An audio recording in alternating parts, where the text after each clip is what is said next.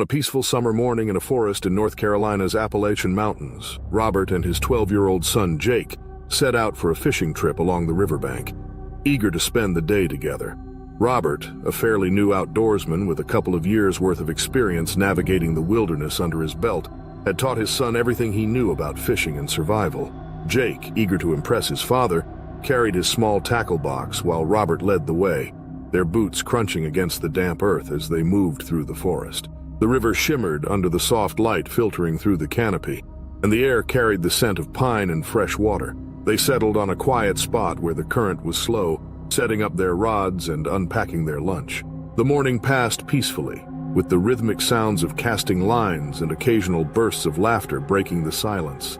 As the sun rose higher, they took a break, sitting on the smooth rocks by the river's edge and enjoying the sandwiches Robert had packed. The scent of food lingered in the air, carried downstream by the breeze. Unbeknownst to them, a black bear had caught the scent and had been moving silently through the underbrush. It was a large male, its thick fur matted from the summer heat, its dark eyes locked onto the source of the smell. Hungry and driven by instinct and opportunity, it moved closer with slow, deliberate steps, watching the father and son with cautious curiosity. Jake was the first to notice something was off.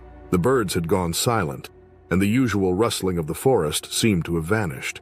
He turned just in time to see the bear step out from the trees, its heavy frame shifting as it sniffed the air. Panic surged through his chest as he froze, his breath catching in his throat. Robert, noticing his son's reaction, followed his gaze and immediately stood, instinctively placing himself between Jake and the bear. Robert raised his arms, trying to appear larger, his voice firm as he shouted to scare it away, but the bear took another step forward, its attention fixed on their food. Robert grabbed a nearby branch, waving it aggressively, his voice growing louder. The bear hesitated for a moment before lowering its head and suddenly charging. The massive animal closed the distance in seconds. It was entirely focused on Robert, the bigger threat. The next thing he knew, Robert was knocked backward into the river. Water splashed violently as he struggled to regain his footing, but the bear was relentless. It lunged forward, maiming Robert's flesh with thick, sharp claws. Robert gasped in pain, his body twisting as he fought to shield himself. The bear's jaws snapped shut, its teeth sinking deep into his shoulder, shaking him with brutal force. Jake screamed, his body trembling as he watched his father being overpowered. He grabbed a large rock and hurled it at the bear, but the animal barely reacted. Blood mixed with the rushing water as Robert's struggles weakened. His breaths came in short, ragged gasps, his body growing limp beneath the bear's weight. Desperation took hold of Jake as he scrambled down the riverbank, reaching for his father's arm. He pulled with all his strength, his hands slipping against the wet fabric, but the bear swiped at him, its claws raking across his back. Jake fell to his knees, his vision blurred by tears and terror. The bear loomed over him, its eyes wild with aggression. For a moment, Jake was certain he was about to die. But then, just as suddenly as it had attacked, the bear seemed to hesitate. Its ears flicked back and it let out a low, rumbling exhale before retreating a few steps. Blood dripped from its muzzle as it turned away, disappearing into the trees. Jake, shaking and barely able to move, crawled toward his father, his hands pressing against the deep wounds, his voice hoarse as he called out for help. But Robert's body was still, his chest unmoving, his face pale beneath the streaks of crimson. The river carried the remnants of the struggle downstream, the water darkened by what had been lost. Jake lay there, his own wounds burning, his body too weak to do anything but stare at the sky above. Minutes later, the distant sound of voices and heavy boots signaled the arrival of help. Rangers found him curled beside his father's lifeless body, his hands still gripping his father's torn jacket. They rushed him to safety. His injuries were severe but survivable. Wildlife officials tracked the bear, eventually locating it deep within the forest and assessing its behavior. The tragedy spurred renewed discussions on bear safety. But for Jake, no explanation could undo what had happened. The river would always carry the memory of that day, and the forest would forever feel different, a place where the quiet could hold both beauty and unimaginable loss. In the autumn of 2006, deep in the mountainous wilderness of Hokkaido, Japan, Kenji Takamura, an avid fisherman, embarked on a long-awaited trip with his closest friends. The Ussuri brown bear, also known as the Russian or black grizzly, roamed these forests, a powerful and unpredictable predator that had been feared for centuries. Kenji and his friends, however, were more concerned with the salmon that swam through the remote river they had chosen for their expedition. Kenji had always been drawn to the serenity of fishing, the rhythmic cast of his line, and the satisfaction of a well-earned catch. That morning, the group had waded into the river, laughing as they competed over who could land the biggest fish. The crisp autumn air smelled of damp earth and pine, and golden leaves floated atop the gentle current. The place felt untouched and isolated, a paradise for any angler. After several hours of fishing together, Kenji decided to break off from the group and move downstream. He wanted a quieter spot, away from the chatter, where he could fully immerse himself in the experience. The others let him go without concern. They had all fished in remote areas before and knew the woods well. Kenji ventured a few hundred meters downriver, finding a perfect clearing where the water pooled and swirled, ripe with fish. The only sounds were the bubbling current and the occasional rustle of leaves as the wind moved through the trees. He felt at peace, unaware of the danger lurking nearby. As Kenji cast his line, he failed to notice the looming shadow emerging from the thick foliage behind him.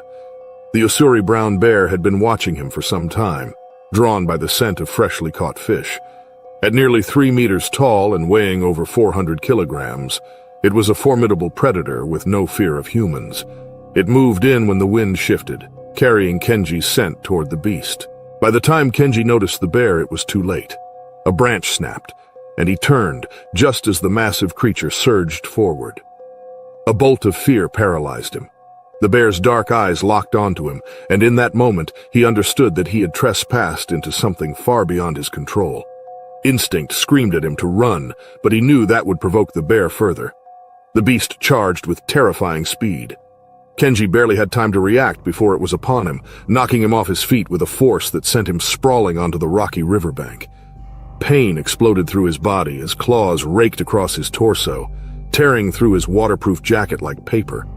He tried to shield himself, his arms instinctively raised in defense, but the bear was relentless. His friends heard the screams before they saw what was happening. The guttural cries of agony sent them running through the underbrush, crashing toward the clearing. When they arrived, they were met with a horrifying sight. Kenji on the ground, blood pooling around him as the bear stood over him. The animal hesitated momentarily, startled by the sudden arrival of more humans. In a desperate bid to save their friend, one grabbed a nearby tree branch and waved it aggressively, shouting at the top of his lungs. Another fired a flare into the air, hoping the noise and light would startle the bear. It worked. The beast snarled, taking a final swat at Kenji before retreating into the trees. The group rushed to Kenji's side. His face was pale, his breath ragged. Blood seeped from deep gashes across his chest and arm, staining the ground beneath him. One of them, Rio, tore off his jacket and pressed it against the wounds, desperately trying to slow the bleeding. They fumbled for their satellite phone, their hands shaking as they called for emergency help. Minutes felt like hours as they waited. Kenji struggled to speak, his voice barely above a whisper. His friends urged him to hold on, to stay awake, but the damage was severe. When the rescue team finally arrived, they found a group of men drenched in sweat and fear, their faces hollow with shock.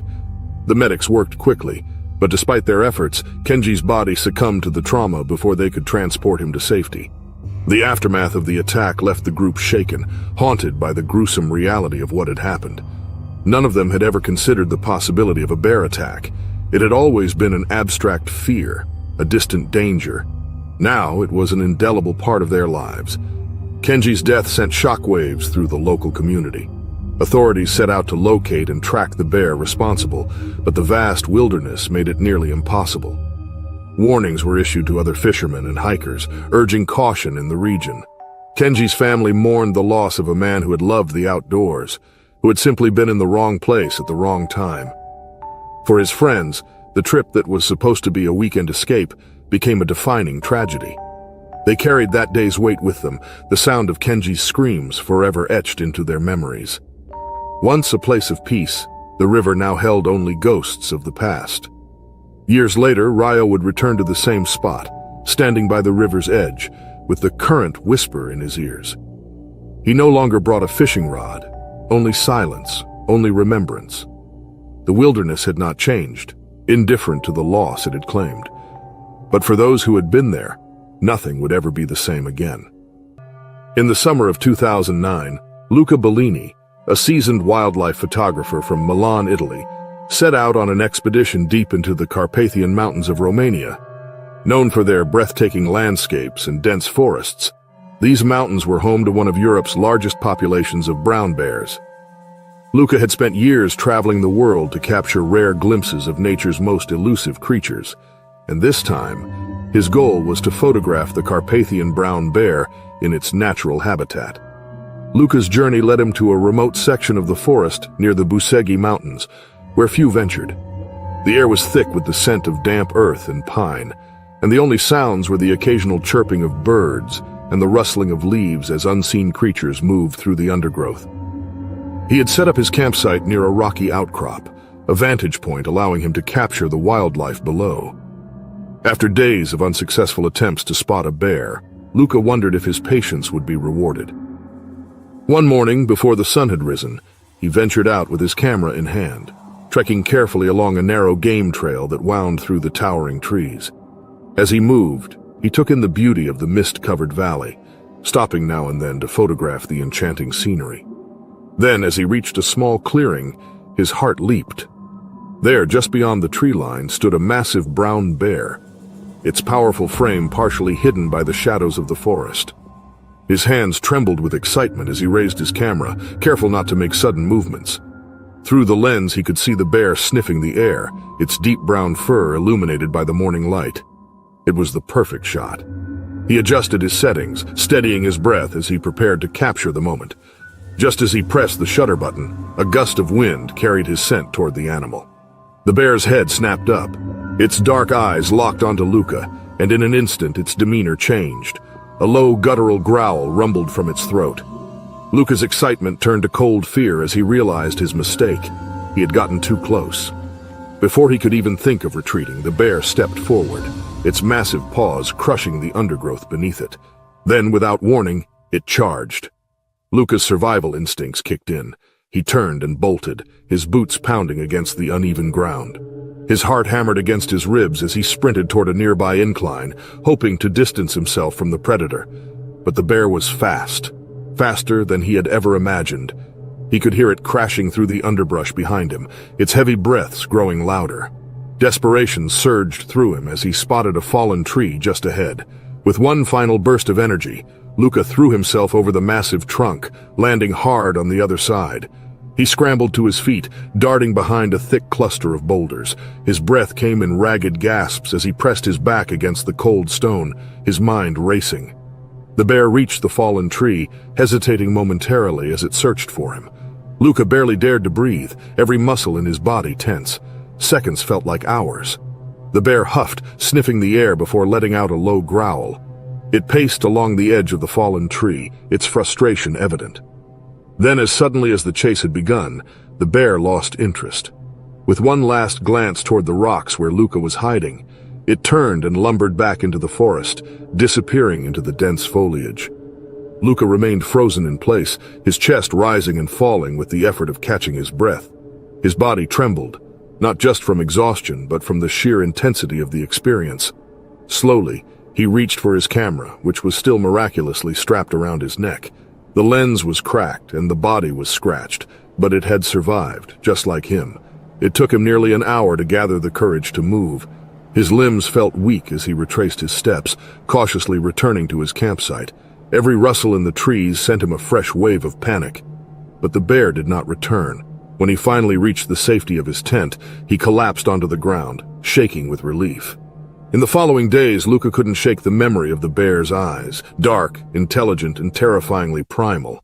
He had spent years photographing predators from behind the safety of his camera, but this encounter had been different. It had been raw, real, and far too close. He packed his belongings and left the mountains sooner than planned, the wilderness no longer holding the same allure it once had. Months later, as he sat in his studio in Milan, reviewing the damaged memory card from his camera, he found a blurred image of the bear just before it had charged. It wasn't the perfect shot he had hoped for, but it was far more powerful. It was a reminder of the fine line between human curiosity and nature's unyielding force. Luca continued his work as a wildlife photographer but never returned to the Carpathian Mountains. The experience had changed him. He still respected nature, perhaps even more than before, but he had learned a hard lesson. Sometimes the most breathtaking moments come with a price, and sometimes survival is the only story worth capturing. In July 2023, Carl Hodges, a 45-year-old outdoor enthusiast, set up camp deep in Montana's backcountry. He had always been fascinated by wildlife and spent much of his time exploring nature, documenting his experiences on social media. Originally from Colorado, he had traveled across many parks, believing that humans and wild animals could live together peacefully. His latest adventure was meant to prove this theory. Carl chose a remote clearing near a dense forest, surrounded by towering pines and a small creek running nearby. The spot was peaceful, with birds chirping and the sound of water flowing over smooth rocks. That evening, as the sun set behind the mountains, he carefully prepared his campsite. He had packed a variety of food, including hamburgers, marshmallows, and other treats, knowing they would attract animals. His plan was simple: leave food out and record what happened. He positioned his camera on a tripod, making sure the view was perfect. He sat near the fire, eating his meal and speaking to the camera about how bears were misunderstood creatures. The air was filled with the scent of grilled meat and melted sugar. As darkness settled over the forest, he felt confident that his plan would work. He had read stories about people encountering bears, and he believed that staying calm was the key to avoiding danger. Hours passed, and Carl waited patiently. Then, just as he was about to give up, a shadow moved at the edge of the trees. A large grizzly bear had caught the scent of the food and was making its way toward the campsite. Its powerful body moved silently through the undergrowth, its nose twitching as it picked up the strongest scents. Carl's heart raced, but he remained seated, trying to appear relaxed. The bear stopped a few feet away, studying the scene before stepping closer. Its dark eyes locked onto the food, and Carl whispered to his camera about the amazing moment unfolding. The grizzly sniffed the air and moved toward the scattered food, pausing only briefly before lowering its massive head to eat. Carl, convinced that the bear posed no threat, slowly raised his hand as if greeting the animal.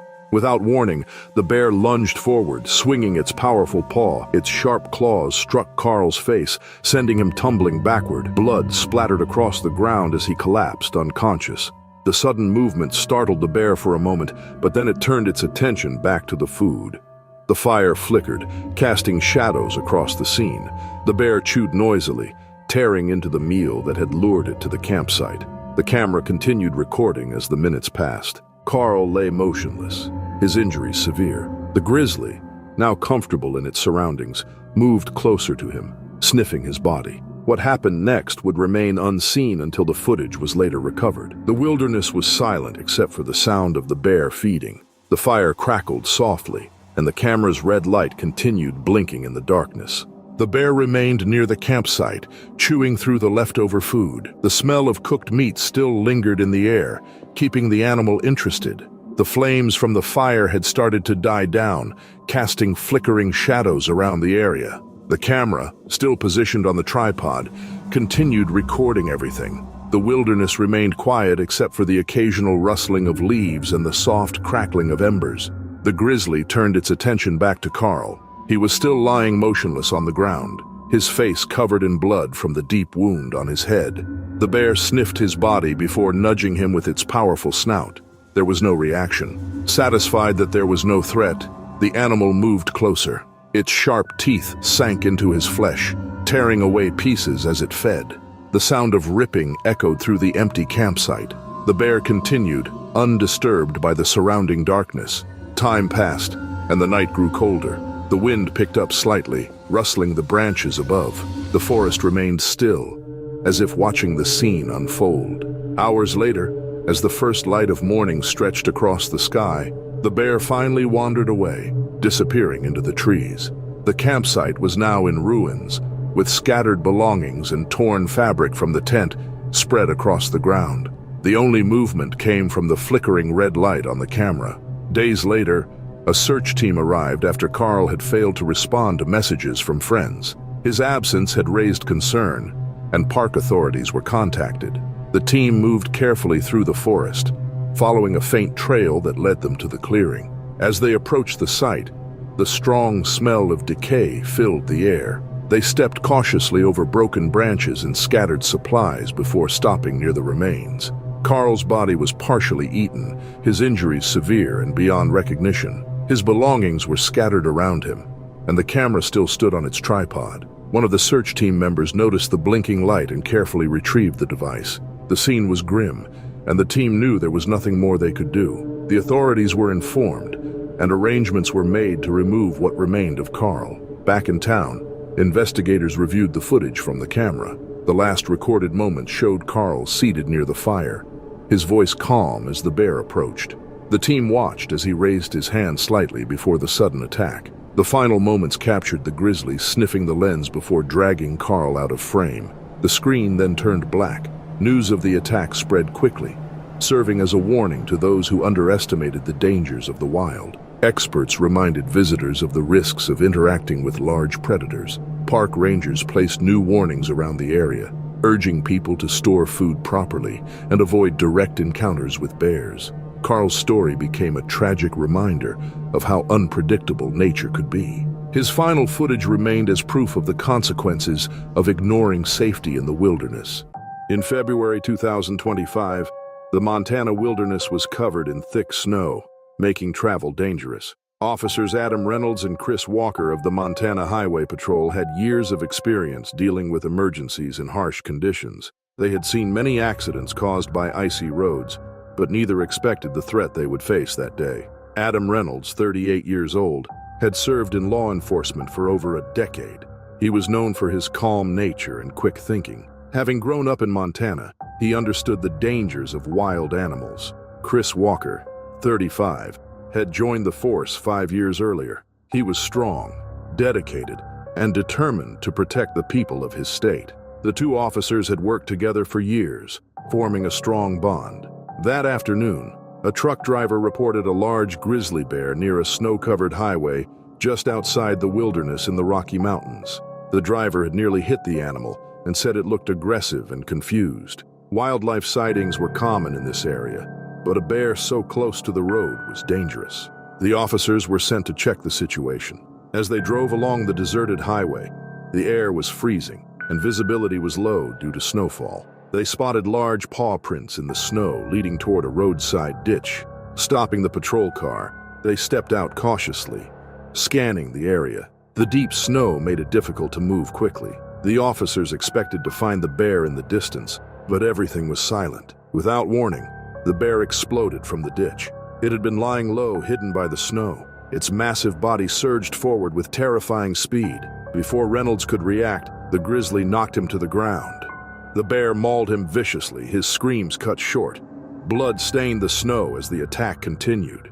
Walker reached for his weapon, pulling it from his holster. His hands shook as he fired.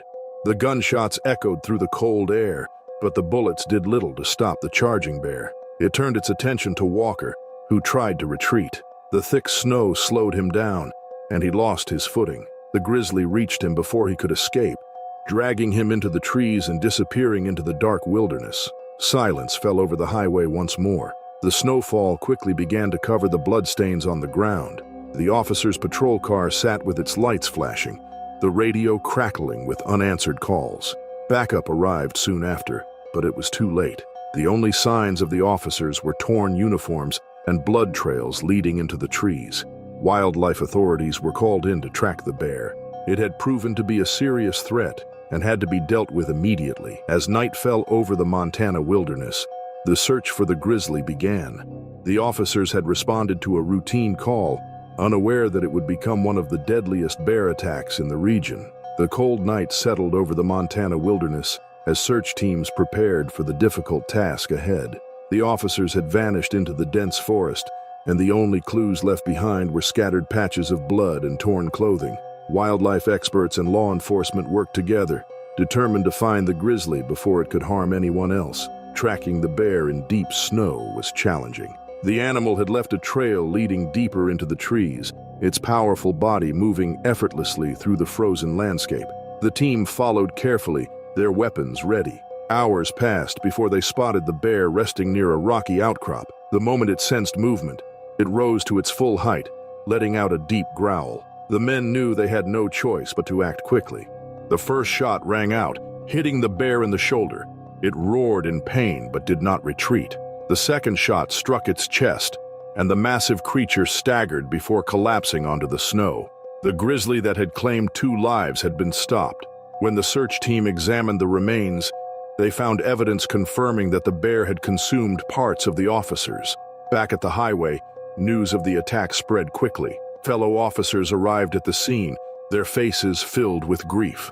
Losing 2 of their own in such a violent way was devastating. Adam Reynolds and Chris Walker had been more than just colleagues.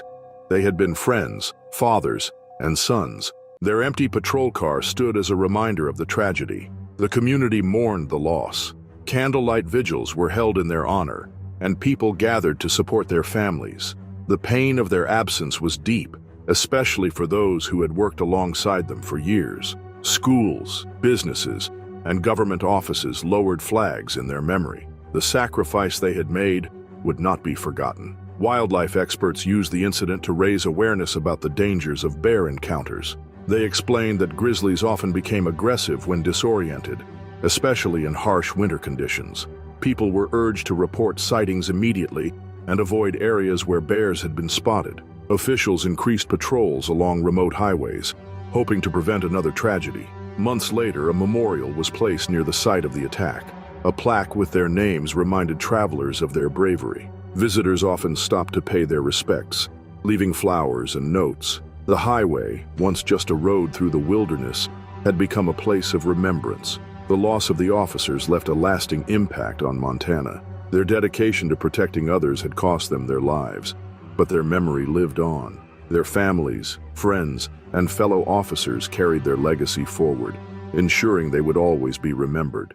In August 2024, 33-year-old Sean Miller arrived on Kodiak Island, Alaska, ready to enjoy a solo camping trip in one of the most remote and wild places in the United States. He had always been drawn to the outdoors, spending much of his free time hiking, fishing, and exploring nature. Growing up in Montana, he had developed a deep love for the wilderness, and this trip was something he had planned for months. He had read about Kodiak Island's breathtaking landscapes and abundant wildlife, especially the massive Kodiak bears that roamed the area. Sean's campsite was located near a river, a perfect spot for fishing. The water was rich with salmon, making it a prime location for both anglers and wildlife. He spent the day catching fish and enjoying the peacefulness of nature. By evening, he had cleaned and prepared his catch, setting up his cooking station just a few feet from his tent. This was his mistake. He failed to realize that the strong scent of fish could attract predators. As night fell, the air became colder, and the sounds of the wilderness filled the area. Sean sat by his campfire, unaware of the danger lurking nearby. A large Kodiak bear, drawn by the scent of the fish, had been moving closer, its powerful nose leading it straight to his camp. It had been searching for food, and the smell was too strong to ignore. The massive bear, towering over most animals in the region, approached cautiously, staying hidden within the darkness of the trees. Inside the tent, Sean had settled into his sleeping bag. The only sounds were the distant rush of the river and the occasional rustling of leaves. Then, a faint noise came from outside. Something was moving near his camp. Sean assumed it was a small animal searching for scraps, a common occurrence in the wild. He unzipped his tent and stepped outside, holding a flashlight in his hand. As he scanned the area, he spotted movement near the trees. Before he could react, the bear charged. Its powerful legs propelled it forward with terrifying speed. Sean panicked and tried to run, but his foot slipped on the uneven ground. He fell onto a pile of sharp rocks, injuring his leg. Pain shot through him, making it difficult to move. The bear was now only a few feet away. It saw Sean as a threat in its territory. In a matter of seconds, the massive animal reached him. Its sharp claws slashed across his body, knocking him to the ground. He cried out in pain, his voice echoing through the night. The nearby campers rushed toward the scene, their flashlights flickering through the darkness. The sound of their hurried footsteps broke the stillness of the night. As they reached the area, they saw the remains of the struggle. Sean lay motionless on the cold ground, his body covered in deep wounds. The bear had disappeared into the forest, leaving behind only traces of its presence. Blood stained the dirt, and torn pieces of clothing were scattered nearby. The campers immediately tried to help, but it was already too late. One of the campers ran back to his tent to grab a satellite phone. Due to the remote location, there was no cell service, making it difficult to call for emergency assistance. The campers did what they could, covering Sean with a blanket and trying to stop the bleeding. They shouted into the night, hoping someone nearby could offer medical aid. The minutes felt long as they waited for any sign of help. Hours later, rescue teams finally arrived after receiving an emergency call from a ranger station miles away. A helicopter was sent to the location, landing near the campsite. The responders assessed the situation and confirmed the tragic outcome. Sean had succumbed to his injuries before help could reach him. His body was carefully placed on a stretcher and airlifted out of the area. The campers who had witnessed the aftermath stood in silence, still in shock over what had happened. Authorities launched an immediate search for the bear responsible for the attack. Local wildlife officials set up tracking teams to locate the animal, fearing it might pose a threat to others. Footprints in the dirt and signs of disturbed vegetation led them deeper into the forest. After several hours of searching, they spotted the massive Kodiak bear. The animal showed no fear of humans, which raised concerns among the experts. Since it had already attacked once, officials made the decision to remove it from the area. The bear was later euthanized to prevent any future attacks. News of the incident spread quickly, reaching people far beyond Kodiak Island. Wildlife experts used the tragedy to educate the public about safety measures in bear territory. They emphasized the importance of proper food storage and keeping campsites clean to avoid attracting dangerous animals. Local authorities reminded visitors to follow strict guidelines when exploring remote locations. Sean's family was informed about the incident, and they struggled to come to terms with the loss. Friends and relatives shared memories of him, recalling his passion for the outdoors and love for adventure. A memorial was planned in his hometown to honor his life. The attack left a lasting impact on those who had been at the campsite that night. Many of them chose not to return to the area, haunted by the memory of what had happened. The wilderness remained as it always had, vast and unpredictable. The tragic event served as a reminder of the risks that came with venturing into nature, where survival often depended on understanding the dangers that lurked in the wild. In June 2023, the Carter family lived in a quiet rural town in Alaska, surrounded by dense forests and towering mountains. Their home was far from the city, offering a peaceful life in the wilderness. John and Sarah Carter had chosen this place to raise their children, wanting them to grow up close to nature. Their 9-year-old daughter, Lily, loved the outdoors. She spent her days exploring the woods, playing near the house, and watching the animals that often wandered close to their yard. Lily was an adventurous and curious child. She enjoyed collecting wildflowers, skipping stones in the nearby creek, and climbing trees with her older brother. The family knew that living in such a remote area came with risks, so they always reminded their children to be careful. They warned them about wild animals, especially bears, which were often seen nearby.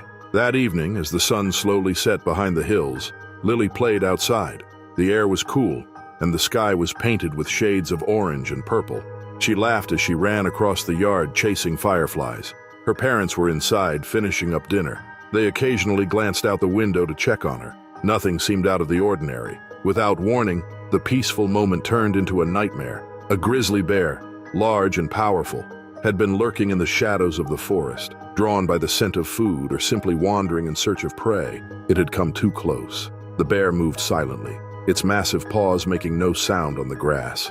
Lily, unaware of the danger, continued playing near the edge of the yard. Then, in an instant, the bear lunged. It grabbed her with its powerful jaws and dragged her toward the woods. The attack was swift, leaving no time for her to scream. A few moments later, her parents noticed that the yard was too quiet. They looked outside and saw nothing but an abandoned toy lying on the ground. Panic set in. Sarah ran out first, calling Lily's name. John followed, his heart pounding. As they searched, their worst fear became real. Bloodstains and torn pieces of fabric were found near the trees, along with signs of a struggle. The ground was disturbed, as if something heavy had been pulled through the dirt. John shouted for help, and neighbors soon arrived with flashlights and hunting rifles. Everyone knew that in the wild, time was critical. If a bear had taken Lily, she was in grave danger. The group quickly gathered and followed the tracks leading into the deep forest. Nightfall made the search difficult, but they refused to stop. The community worked together, hoping to find Lily before it was too late. Every second that passed felt like an eternity. The once quiet town was now filled with fear, as the people who knew and loved Lily desperately searched for any sign of her. The search party moved deeper into the forest, their flashlights cutting through the darkness. The thick trees and uneven ground made it difficult to move quickly, but no one wanted to give up. The footprints of the bear and drag marks on the dirt gave them a path to follow. Every step forward brought a new wave of fear. The sounds of the night, once familiar and peaceful, now felt haunting. As they walked, the group split into smaller teams, covering different directions. Some carried hunting rifles, knowing that the bear was still out there. Others called out Lily's name, hoping for a response. Hours passed with no sign of her. The deeper they went, the stronger the scent of the forest became. The wind rustled the trees and the distant sounds of wildlife filled the air. Then, one of the searchers raised a hand, signaling the others to stop. A few feet ahead, they found more evidence. Shreds of clothing were caught on low-hanging branches, and the ground was covered in disturbed leaves and broken twigs. Their worst fears seemed to be coming true. They pressed on, their determination growing stronger despite the exhaustion. Not long after, they found a clearing where the tracks ended. Scattered remains confirmed what they had dreaded all along. Hunters found parts of Lily's body near a fallen tree, the ground around it stained with blood. The bear was no longer there, having likely retreated after finishing its meal. The sight sent waves of sorrow through the group. Some turned away, unable to look. Others stood frozen, struggling to accept the harsh truth. The news reached the town quickly. The once quiet community was now filled with grief. The Carter family, devastated and heartbroken, held on to each other for strength. The loss of a child was something no parent should ever have to face. Friends and neighbors gathered at their home, offering support in any way they could. Authorities acted swiftly. Experienced hunters and wildlife officials were called to track down the bear responsible. Days later, they spotted it near another part of the forest. The bear showed no fear of humans, which made it even more dangerous. The hunters took action and euthanized the bear, ensuring that it could not harm anyone else. The tragedy left a lasting impact on the town. People became more cautious, keeping their children closer and reinforcing their homes against wildlife. Experts visited the area to educate residents about bear safety, hoping to prevent another incident. The community placed warning signs in the forests, reminding visitors of the dangers of living near wild animals. A memorial was held for Lily, where friends and family gathered to remember her. They shared stories of her laughter, her love for nature, and the joy she brought to their lives. Though she was gone, her memory remained in the hearts of those who knew her. The small town in Alaska would never forget the day they lost one of their own. On February 11th, 2025, 9 campers from Moscow traveled to the Kamchatka Peninsula in Russia for a winter camping trip.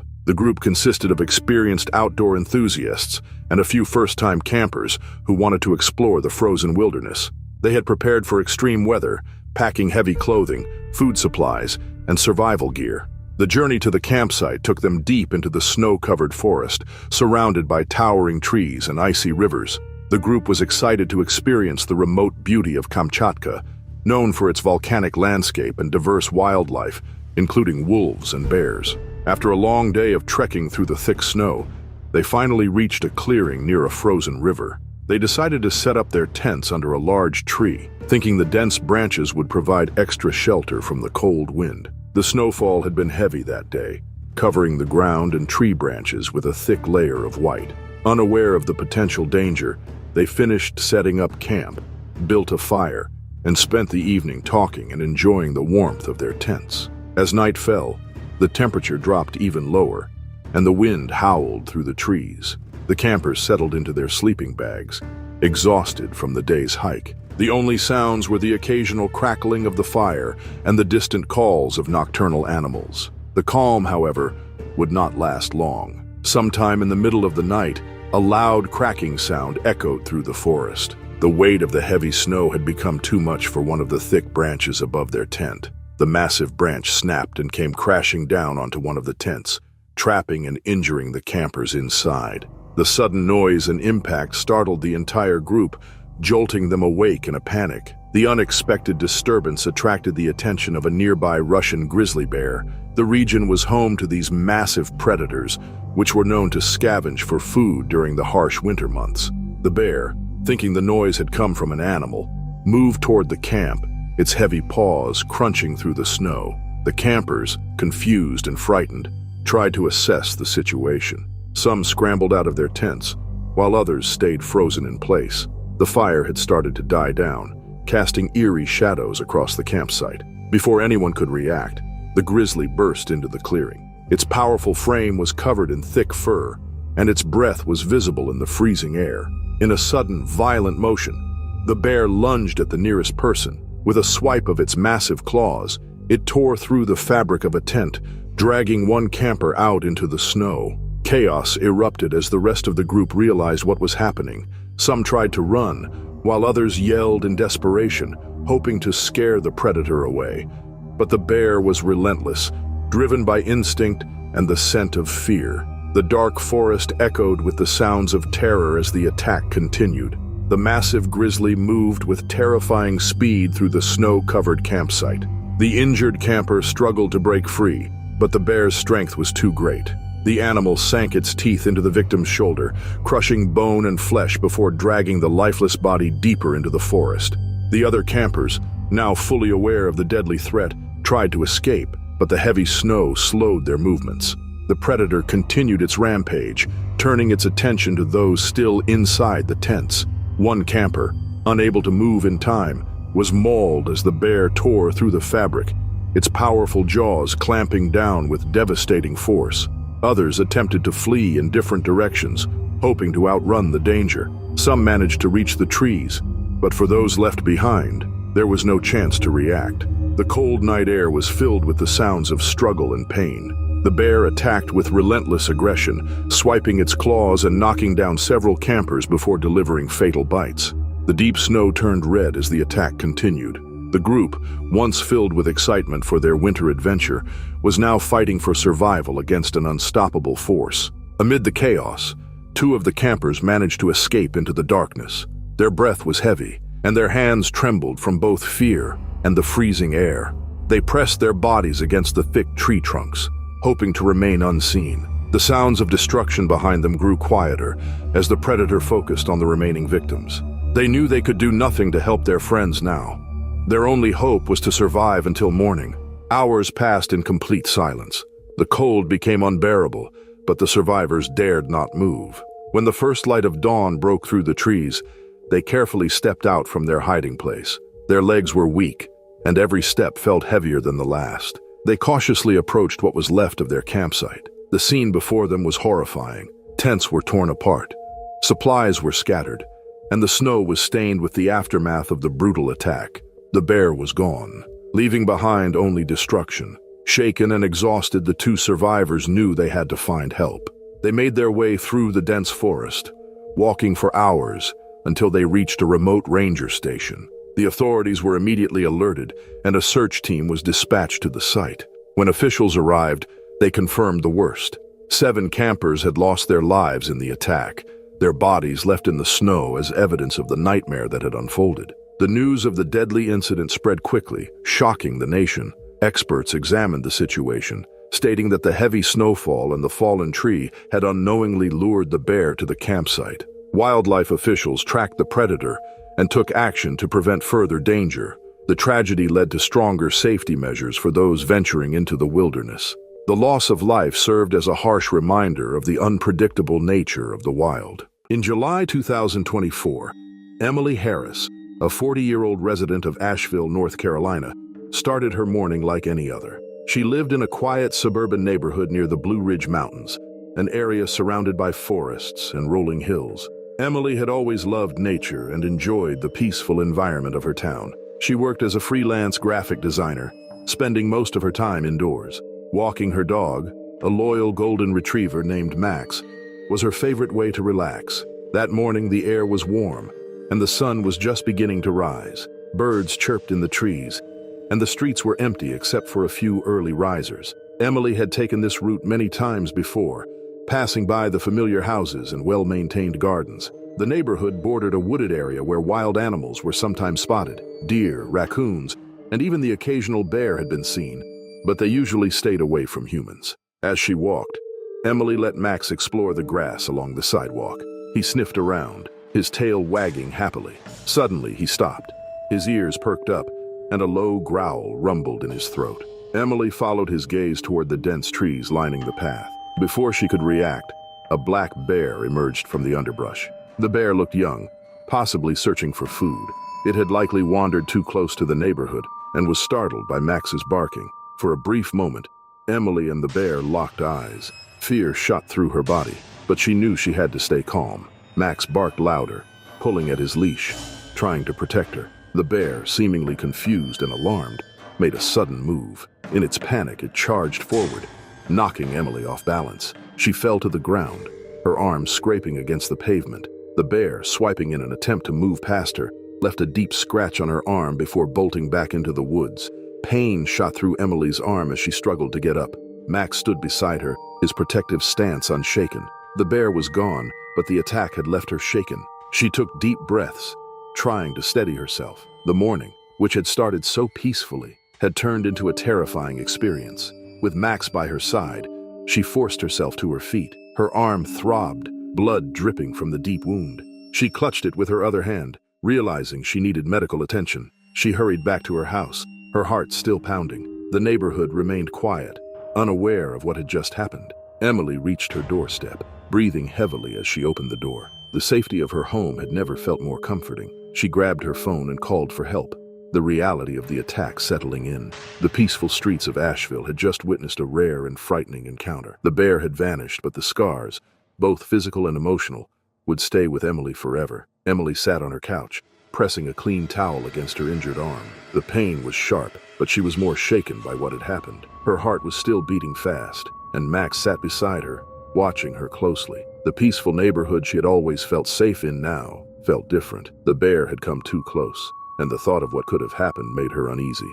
Soon, emergency responders arrived. They carefully cleaned and treated the deep scratch on her arm. The wound was not life-threatening, but it would take time to heal. They advised her to monitor it for any signs of infection and reminded her to report the incident to local wildlife officials. Bears were common in the area, but attacks were rare. Authorities needed to know about any encounters to keep people safe. Later that day, Emily contacted wildlife officials, explaining everything that had happened. They took her report seriously and assured her they would investigate. Black bears were usually not aggressive unless provoked, but sudden encounters could be dangerous. The bear that had attacked Emily was likely young and inexperienced. It had panicked when surprised by the barking dog. Officials explained that during summer, bears wandered into suburban areas searching for food. People were often unaware that simple things like garbage or pet food could attract them. News of the attack spread quickly through the neighborhood. Emily's neighbors were shocked that something like this had happened so close to their homes. Many had seen bears from a distance,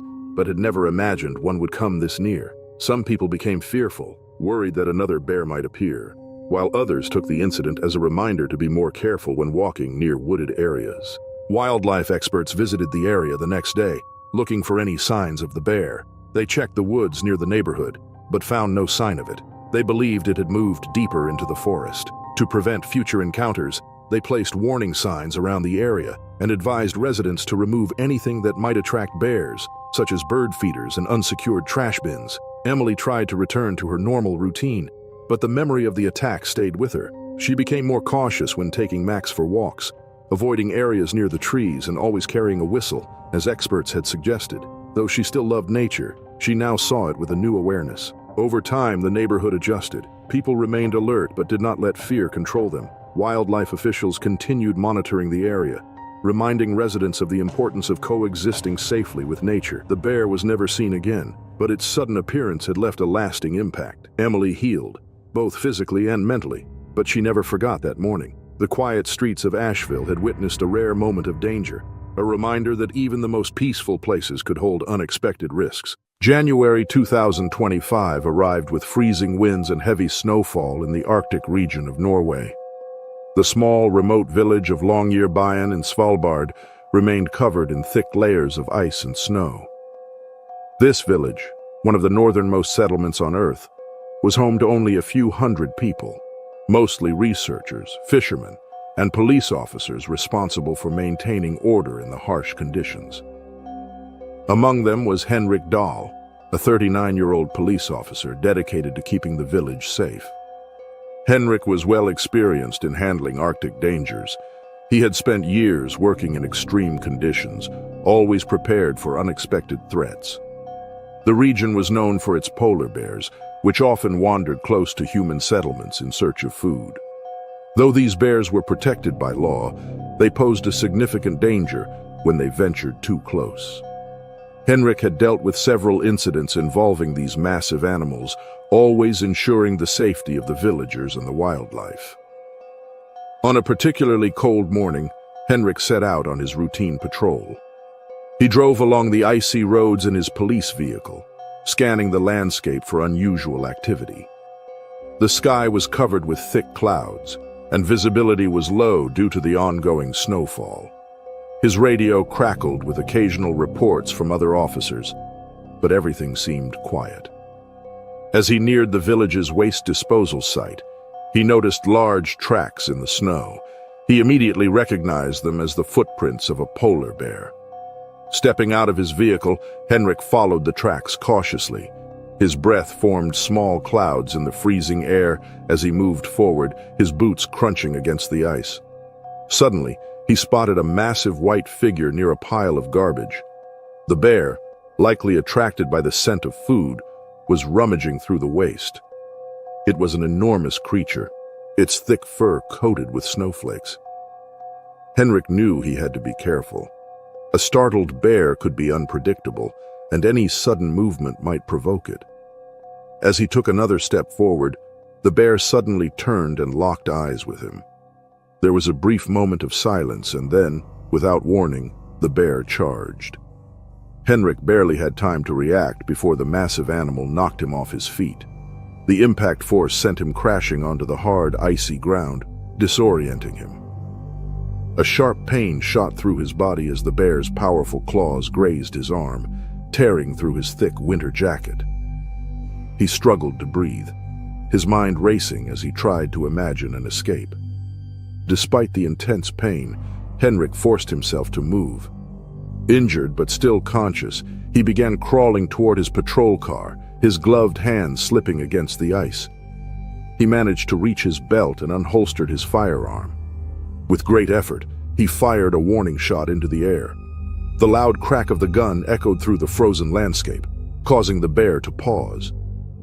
Instead of continuing the attack, the animal backed away slowly, its black eyes still locked onto Henrik. Moments later, it turned and began moving toward a nearby cabin. Henrik remained on the frozen ground momentarily, trying to steady his breath. The pain in his arm grew stronger, but he knew he had to keep moving. He slowly pushed himself up, his legs unsteady from the shock. His eyes followed the polar bear as it moved toward the cabin. The animal's posture was tense, its large paws sinking into the thick snow with each step.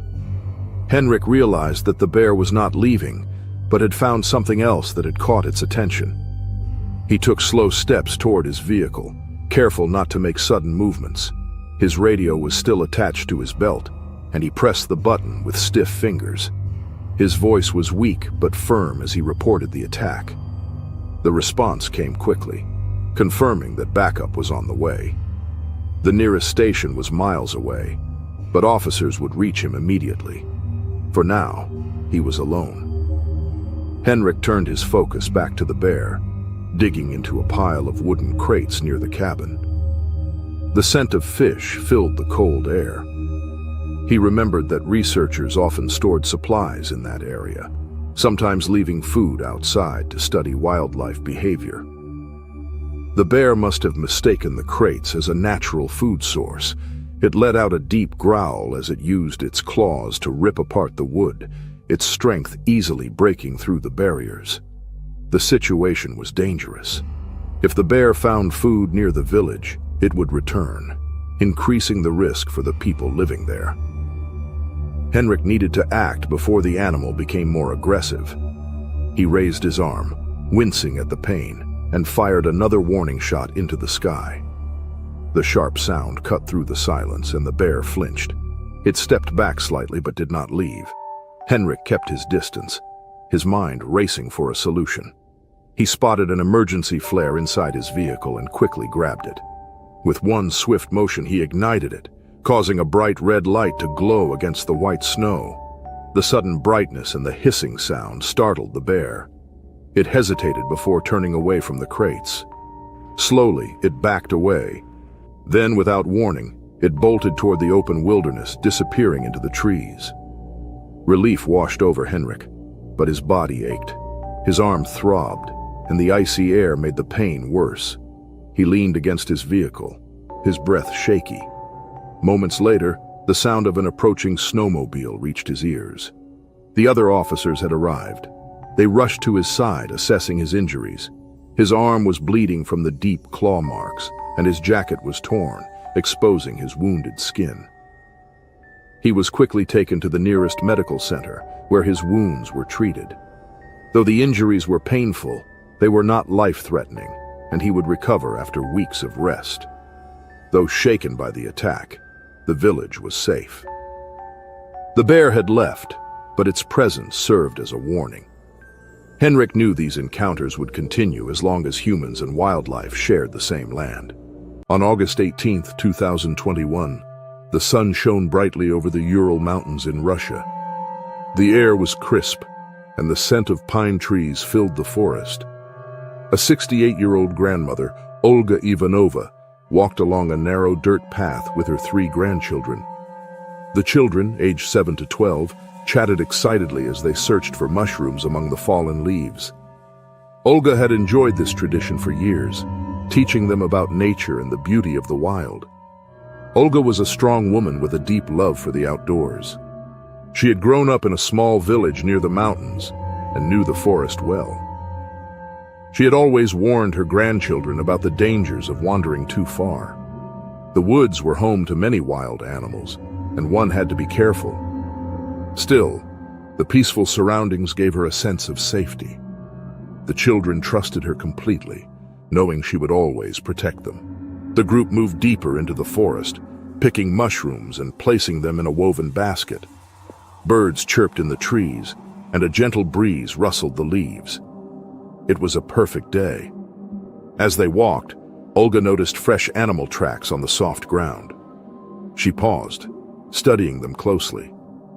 The footprints were large, too large to belong to any small animal. A sense of unease crept over her, but she remained calm.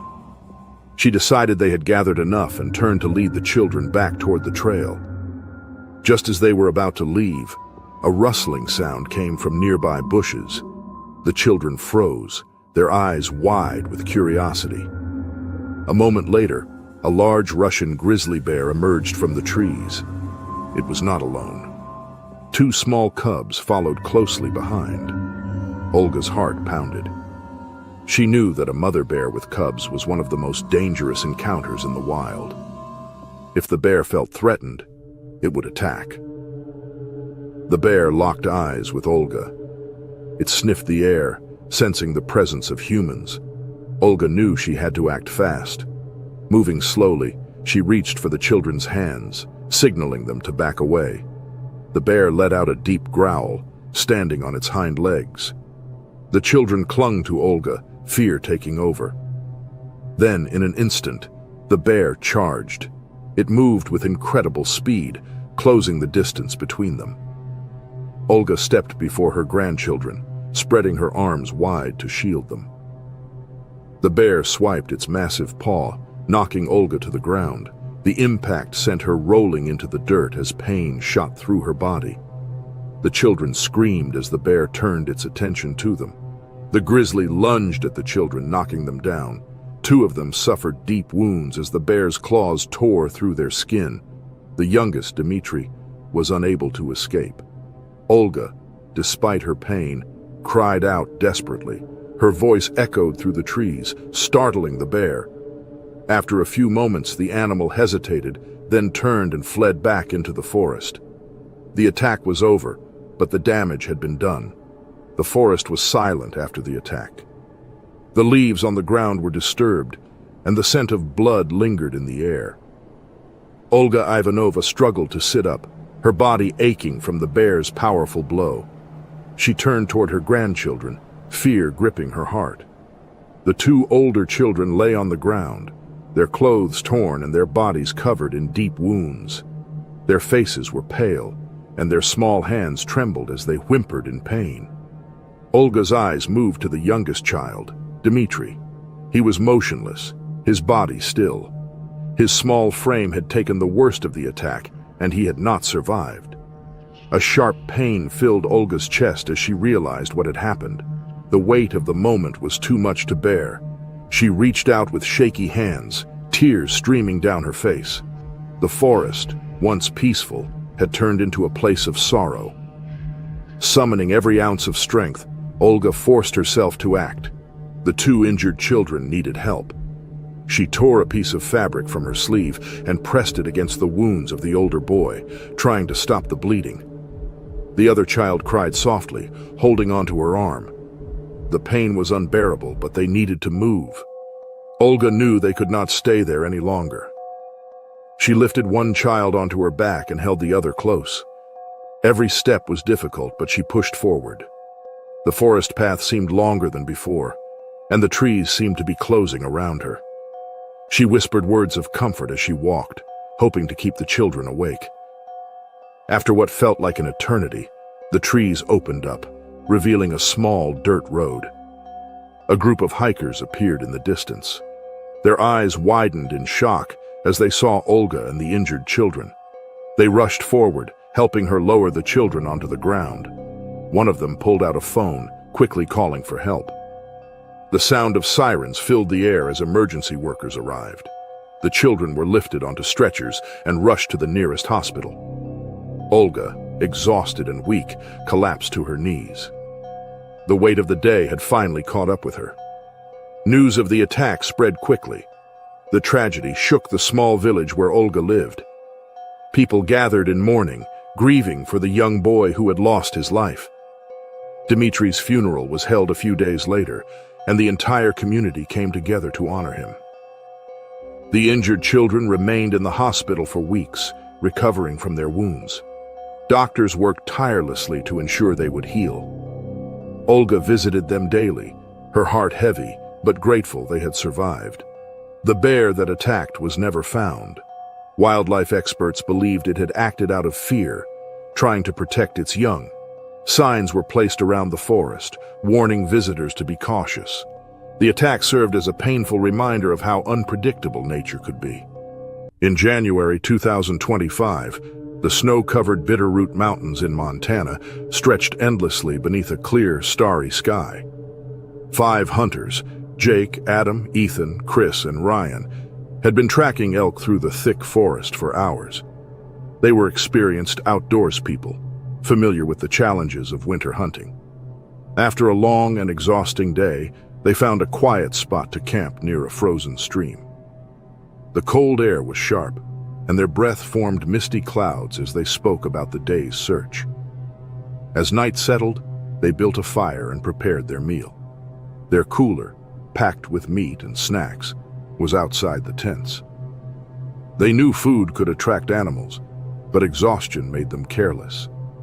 The fire crackled, casting shadows across the snow, and the hunters retreated into their tents, unaware of the danger lurking nearby.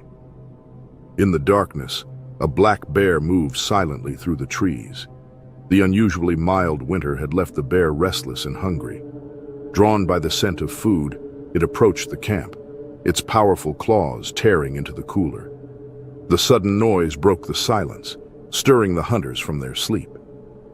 Jake was the first to sit up, listening carefully. Then, one by one, they heard the sounds. Ripping, heavy breathing, and low growls. Alarmed, they grabbed their flashlights and rifles and stepped outside. The freezing wind bit at their skin as their beams of light landed on the bear, its head buried deep in their supplies.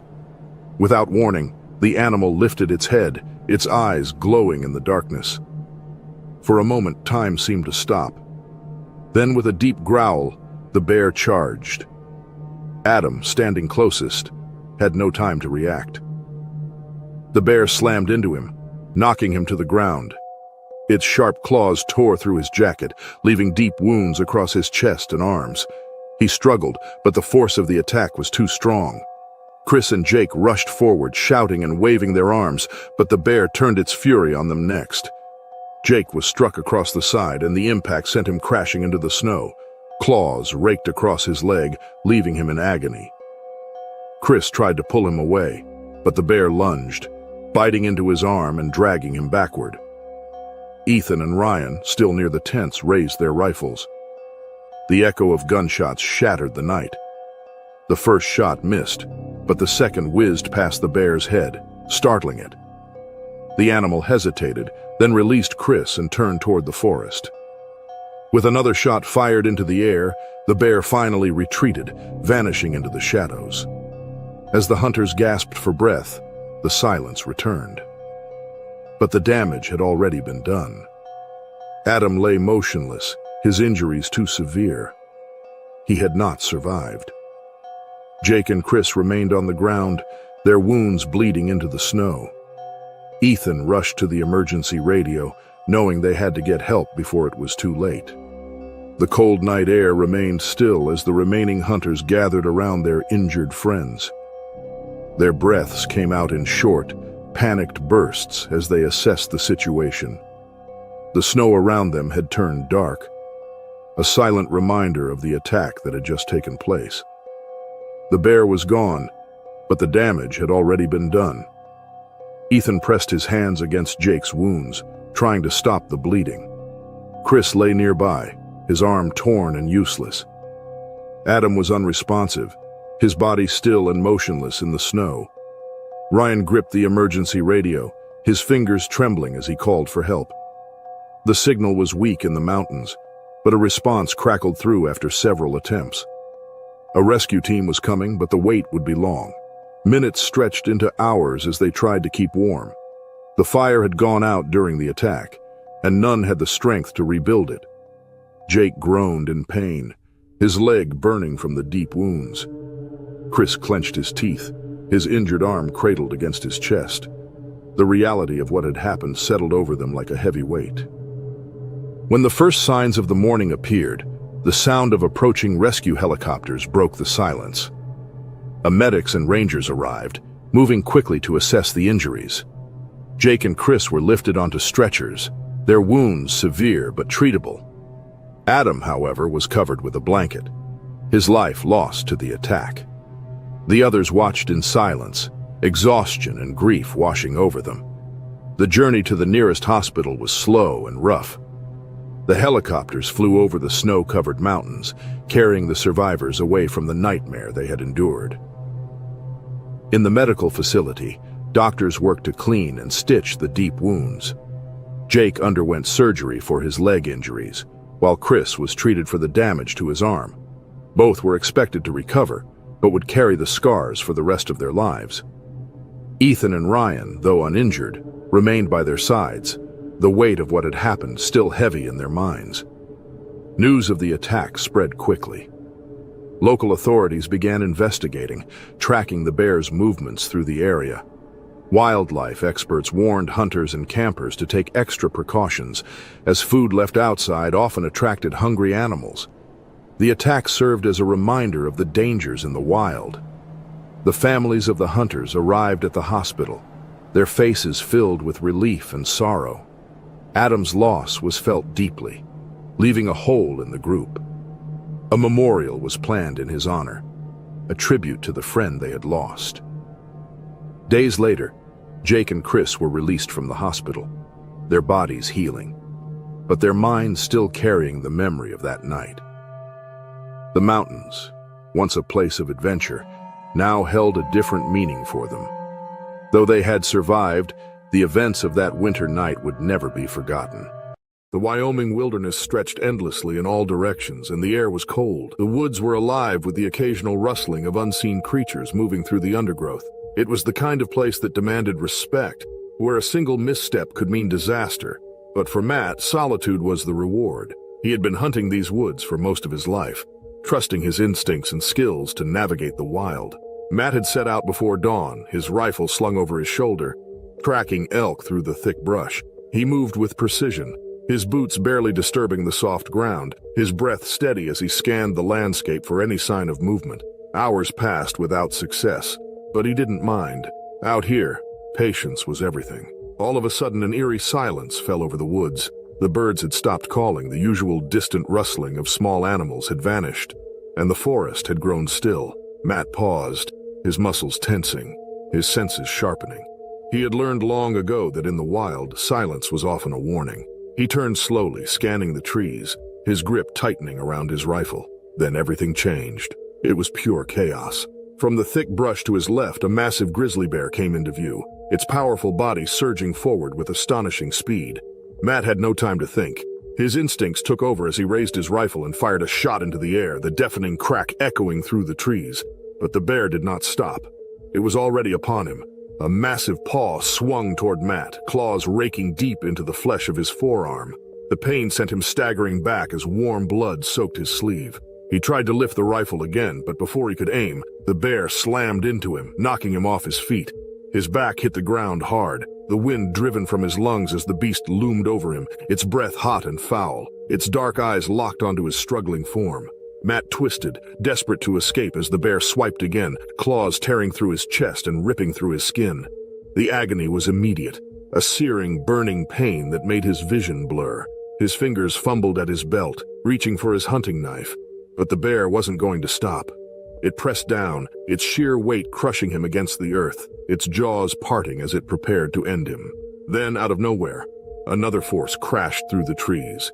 A second grizzly, even larger than the first, charged forward with a roar. The impact was thunderous as the two bears collided, a clash of muscle and fury that made the ground shake. The attacking bear turned with a startled snarl, but the larger grizzly had already driven its massive bulk into its rival, sending it stumbling backward. Adrenaline surged through Matt as he scrambled away, dragging himself across the dirt, every movement sending fresh waves of pain through his torn body. He could hear the battle raging behind him, the guttural snarls and the sickening sound of claws raking flesh, of teeth snapping inches from throats. He forced himself forward, pushing past the blinding pain, his breath ragged as he reached a fallen log and pulled himself behind it. From his hiding spot, he watched as the two bears fought with primal ferocity. The larger bear reared up on its hind legs, towering over its rival before bringing its full weight down in a brutal slam. The first bear roared in pain, twisting and snapping its jaws, but the larger grizzly was relentless. It lunged, sinking its teeth into the other's shoulder and shaking violently. Blood sprayed across the forest floor as the first bear managed to break free, its body heaving, its wounds deep. It backed away, snarling, but the larger bear stood its ground, muscles tensed, eyes locked onto its retreating opponent. For a few tense seconds, neither bear moved. Then the wounded bear turned and bolted, crashing through the undergrowth and disappearing into the depths of the forest.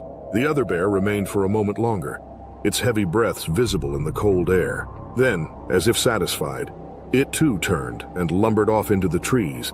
Matt remained where he was, his body trembling, his chest rising and falling in uneven gasps. His hands were slick with blood, his vision swam, and every inch of him ached. Slowly he pressed a hand to his shredded chest, feeling the warmth of his own blood soaking through his shirt. His arm throbbed, but he was alive. The minutes crawled by before he found the strength to move. He forced himself onto his knees, then to his feet, swaying unsteadily as he clutched his rifle. He had to get out. His supplies were back at his campsite a few miles away, but he knew he wouldn't last long without treating his wounds. Every step was agony, his boots dragging through the dirt as he forced himself forward. The forest felt different now, as if it had shifted around him. He had faced death, had felt its breath on his skin, and had been saved not by his own skill but by the brutal, unpredictable nature of the wilderness itself. He had always known the dangers of these lands and had always respected them, but this was something else entirely. It took him hours to reach his camp, his body weakening with every step, but he made it. He collapsed near his tent, fumbling for his first aid kit, his shaking hands struggling to clean the deep gashes in his flesh. The pain was unbearable, but he pushed through, wrapping his wounds and forcing himself to stay conscious.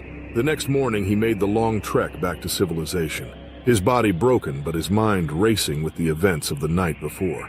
When authorities later investigated the site of the attack, they found the signs of the violent battle. Deep claw marks gouged into the trees, the ground torn apart, and the lingering scent of blood.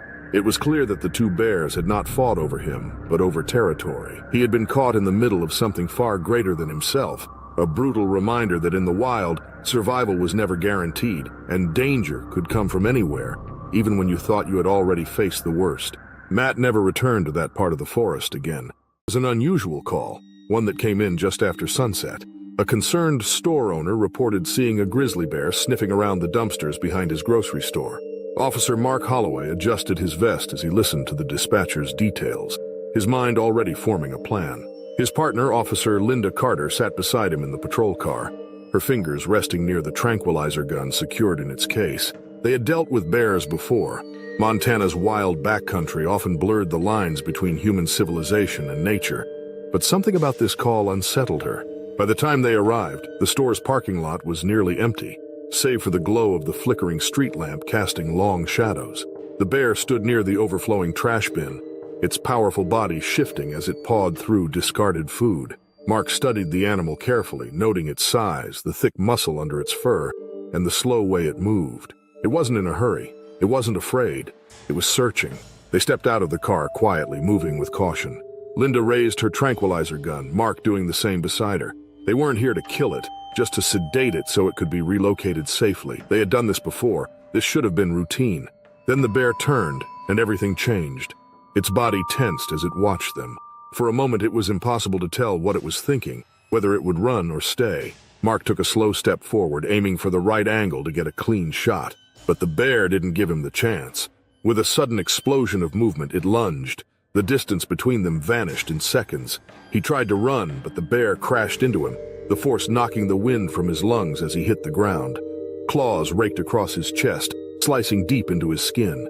He gasped, pain flooding through his body. He tried to raise his arms to protect himself, but another strike came, the claws ripping down his side. He felt something crack and realized with a start that it was the sound of bone giving way beneath the raw power of the attack. Linda moved without thinking, her instincts screaming at her to act before Mark was torn apart. She lifted her tranquilizer gun and fired. The dart struck just past the bear's thick shoulder. The animal grunted, turning its massive head toward her. She reloaded as fast as her shaking hands allowed, ready to fire again, but the bear took several lumbering steps back, huffing, its muscles tensed as if weighing whether to finish what it had started. Then, without warning, it turned and disappeared into the darkened alley behind the store. Linda dropped to her knees beside Mark, blood already pooling beneath him, his breathing ragged. She pressed down on the gashes across his chest, trying to slow the bleeding. They needed backup, an ambulance, wildlife control, anything to secure the scene before the bear returned. But the bear wasn't gone. A low growl rumbled through the night, sending a chill down Linda's spine. She turned her head slowly, fear gripping her throat. The bear was back, but this time it wasn't alone. Two smaller figures moved behind it, their shapes barely visible in the dim light. Cubs. Young, unsteady, lingering close to their mother. Linda's stomach sank. They had made a terrible mistake. This hadn't been a simple case of a bear scavenging for food. It had been a mother protecting her young. The bear took a step forward, her breath heavy, her posture rigid. She wasn't done. Mark groaned beneath Linda's hands, trying to move, but she pushed him down. Running wasn't an option. Fighting wasn't an option. They had to retreat, but they had nowhere to go. The bear advanced. Linda grabbed Mark under the arms, using every ounce of strength to drag him backward, inch by agonizing inch. The bear followed, her eyes locked onto them, her cubs hesitating a few feet behind her. Linda's heart pounded so hard it felt like it might burst. The store entrance was only a few yards away, but each movement felt impossibly slow. Then the bear surged forward. Linda threw herself back, dragging Mark with her, their bodies slamming against the glass door of the store. Her free hand scrambled for the handle, yanking it open just as the bear's massive paw swiped through the air, missing her face by inches. She shoved Mark inside, following right after him and kicking the door closed behind them. The bear rammed into it, the glass shaking in its frame, the metal creaking under the pressure. Linda fell to her knees beside Mark, panting, her hands sticky with his blood. Through the glass, she saw the mother bear pacing, her cubs staying close, their small heads turning curiously. The mother huffed, pressing her nose against the glass, her breath fogging the surface. But she didn't break through. Minutes stretched on like hours. The bear was reluctant to leave at first, but after a short while she turned. her cubs following her into the dark, their small forms swallowed by the night. By the time wildlife authorities arrived, Mark was slipping in and out of consciousness. They rushed him to the hospital while the team moved quickly to track the bear. They found her not far from the scene, sedating her properly this time. The cubs were carefully captured, and together they were relocated deep into the wilderness, far from town. Mark survived, though the scars remained on his body and in his memory. The incident became a cautionary tale, a much-needed reminder that nature was never predictable. Even trained officers with years of experience could misjudge a situation. Even the most careful approach could end in chaos. The town remained on edge for weeks, every shadow in the streets seeming to hold danger. But eventually, life returned to normal. On May 10th, 2024, what started as an ordinary day for the U.S. Rangers in a national park on the Alaska Peninsula, across from Kodiak Island, would soon take a turn they never expected. Renowned for its untamed wilderness and thriving population of grizzly bears, the park was patrolled by some of the nation's most skilled rangers. Tasked with safeguarding visitors and the park's fragile ecosystem, the rangers embarked on their morning patrol, venturing along a trail deep into the forest's heart. The air was sharp and invigorating, the earthy scent of rain lingering on the damp ground beneath their boots. The rangers had been tracking wildlife activity in the area when they came across something unusual: enormous paw prints embedded in the mud. The prints were much larger than any they had seen before. Measuring nearly twice the size of a normal grizzly track, they knew they were following something massive. With years of experience in tracking, they estimated that the bear responsible for these prints was unlike any recorded before. Excitement filled the group as they continued forward, eager to document what could be a historic discovery. As they moved deeper into the wilderness, the trees became thicker and visibility decreased. The forest felt different, quieter than usual. Even the sounds of birds and small animals had faded. The rangers exchanged glances, sensing they were nearing the creature's territory. They remained cautious, ensuring they did not disturb the natural environment. Their goal was simple: to observe from a distance and gather information. Then, they saw it. Standing in a clearing ahead was the largest grizzly bear they had ever encountered. The bear was an incredible sight at 12 feet tall and weighing over 1,500 pounds. Its thick, dark fur was covered in scars from battles fought over the years, making it look more like a prehistoric beast than a modern-day bear. The rangers froze, watching in awe. They knew they had to be careful. At first, the bear seemed unaware of their presence. It sniffed the air, its massive body moving slowly as it searched for food. The rangers stayed still, hoping to observe from a safe distance. But within seconds, everything changed. The bear suddenly turned its head, locking eyes with the rangers. A low growl rumbled through the trees, chilling down their spines. Its posture shifted from calm to tense, and its muscles tightened as it prepared to move. The rangers recognized the signs immediately. This was not a bear content with their presence. It felt threatened. Before they could react, the grizzly charged. The ground shook as it ran toward them, its massive paws kicking up dirt with each step. The rangers, experienced in dangerous encounters, wasted no time. They turned and ran, knowing that standing their ground was not an option. Their only chance was to retreat and hope the bear would stop chasing them. The chase was terrifying. The grizzly was fast, much faster than they had expected. As they ran through the forest, its heavy breaths and pounding footsteps grew louder. They needed to find an escape before it was too late. The rangers kept running through the dense forest, their hearts pounding as the massive grizzly followed closely behind. Every step they took felt heavier, and their bodies were pushed to the limit as they tried to escape. The ground was uneven, with roots and fallen branches, making it difficult to move quickly. The bear showed no signs of stopping, its deep growls filling the air as it charged forward. The rangers knew they had to think fast before the situation became worse. The group spotted a rocky incline ahead, leading toward a narrow ridge. Without hesitation, they climbed up, using every bit of strength to pull themselves higher. The steep rocks made it hard to gain footing, but they pushed forward, hoping the bear would not follow. As they reached the top, they turned back and saw the giant creature at the bottom, staring up at them. For a moment, everything was silent except for the wind moving through the trees. The bear did not retreat. Instead, it let out another deep growl and reared onto its hind legs, standing taller than ever. The rangers realized the danger was not over. The grizzly seemed frustrated, its powerful claws scratching the ground as it searched for a way up.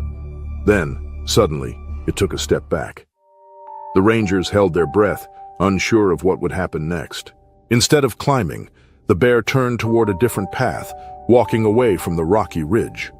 The group stayed still, watching as it disappeared into the thick trees. Only after a few long moments did they allow themselves to breathe again. The chase had ended, but the experience had left them shaken. The rangers carefully made their way down the other side of the ridge, staying close together in case the bear returned. Their bodies were exhausted, but they knew they had to keep moving until they reached a safer area. After what felt like hours, they finally arrived at a clearing where they could contact their team. They quickly sent a message about the encounter, warning others about the enormous bear and its aggressive behavior.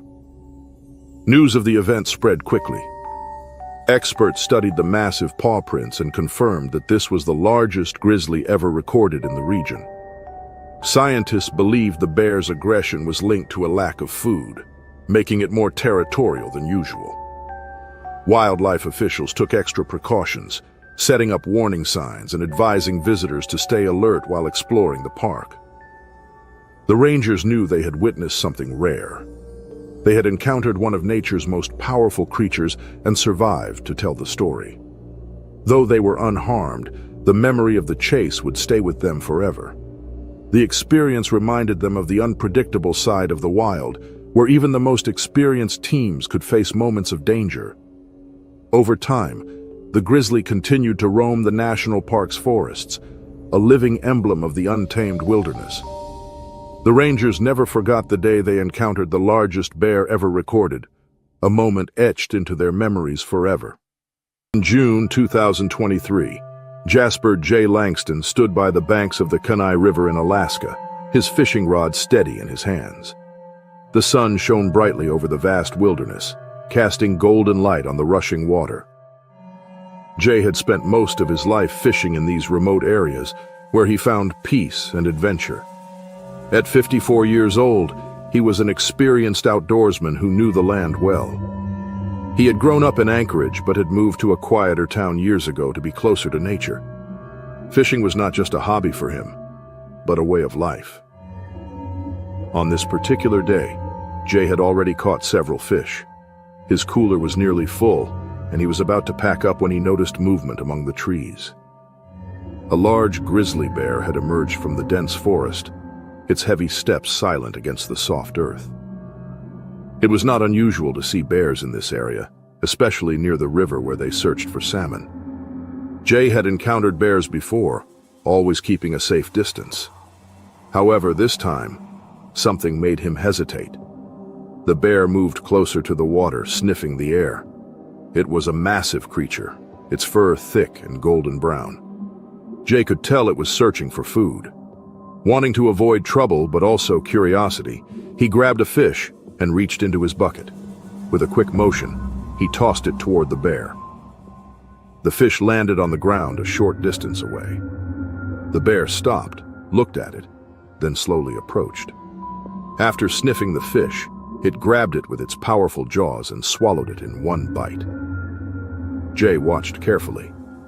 The bear seemed uninterested in him, focused only on the food. Encouraged by this, he threw another fish a little closer. The bear took the offering, still calm and quiet. Jay's heart raced with excitement. He had never been this close to a grizzly before. He had seen others feed animals, though he knew it was dangerous. But at this moment, it felt like an incredible experience. Jay grabbed another fish and tossed it closer, thinking he could get a better look. This time, the bear's reaction changed. It lifted its head sharply, its eyes locking onto Jay. The calmness was gone. Its ears flattened, and a low, rumbling growl echoed across the riverbank. Jay's breath caught in his throat. He realized his mistake. The bear no longer saw him as harmless. It saw him as a threat. Suddenly, the bear charged. Jay dropped his fishing rod and turned to run, his boots slipping on the uneven ground. His heartbeat pounded in his ears as he sprinted toward the trees, but the bear was much faster. The heavy thuds of its paws grew louder behind him. Jay knew he had no chance of outrunning it. Before he could react, the bear was upon him. The grizzly struck him with a massive paw, knocking him to the ground. Its powerful jaws clamped down, and the attack turned fatal in moments.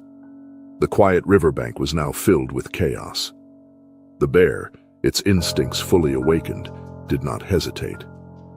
The struggle was brief. Soon the only sounds were the rushing water and the rustling leaves in the breeze. The massive animal stood over the unmoving body before slowly backing away.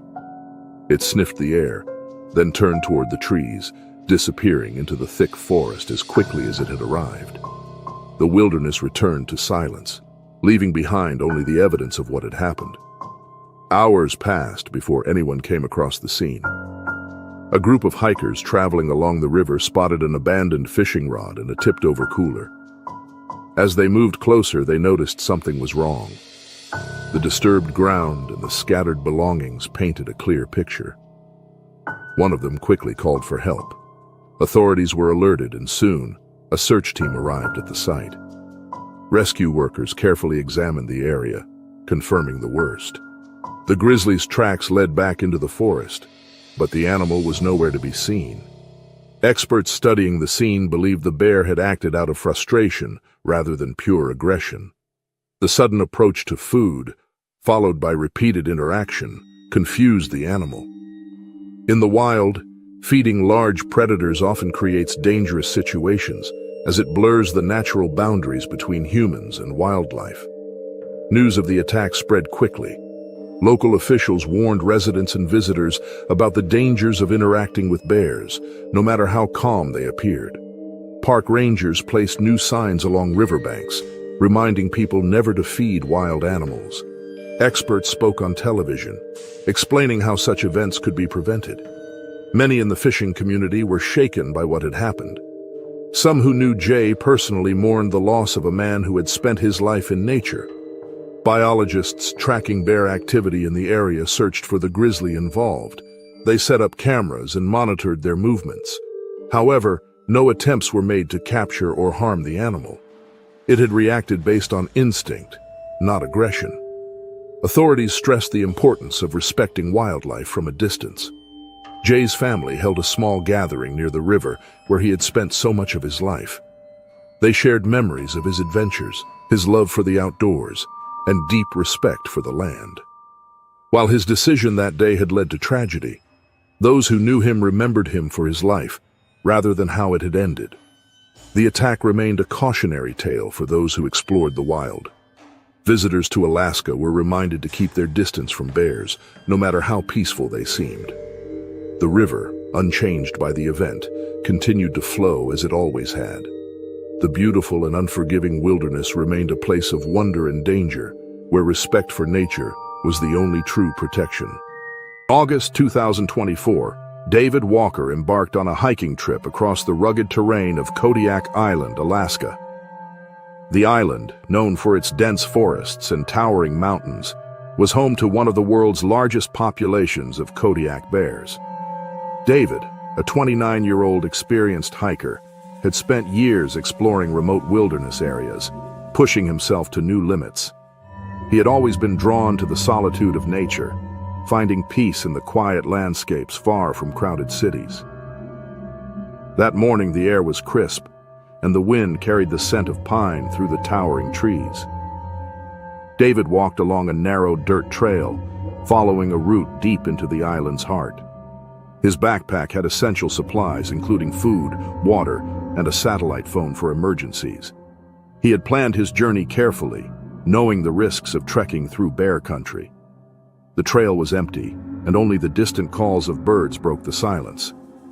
As he moved forward, he remained cautious, scanning his surroundings for any sign of wildlife. Kodiak bears were known to roam the area, searching for food before the harsh winter arrived.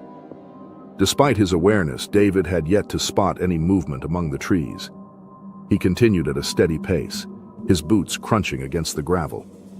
A sudden noise behind him made him stop. It was a low rustling, followed by the snap of a branch. His heart quickened as he turned around. At that moment, he saw a massive Kodiak bear emerging from the thick brush. Its brown fur was matted, and its powerful muscles rippled beneath its heavy frame. The bear stood motionless briefly before lowering its head and charging forward. David's instincts told him to run, but he knew it was too late. The bear reached him in seconds, knocking him off his feet. The impact sent him crashing onto the ground, his backpack pressing against his back. Before he could react, the bear's powerful jaws clamped onto his legs. A sharp pain shot through his body as the bear bit down, its teeth tearing into his flesh.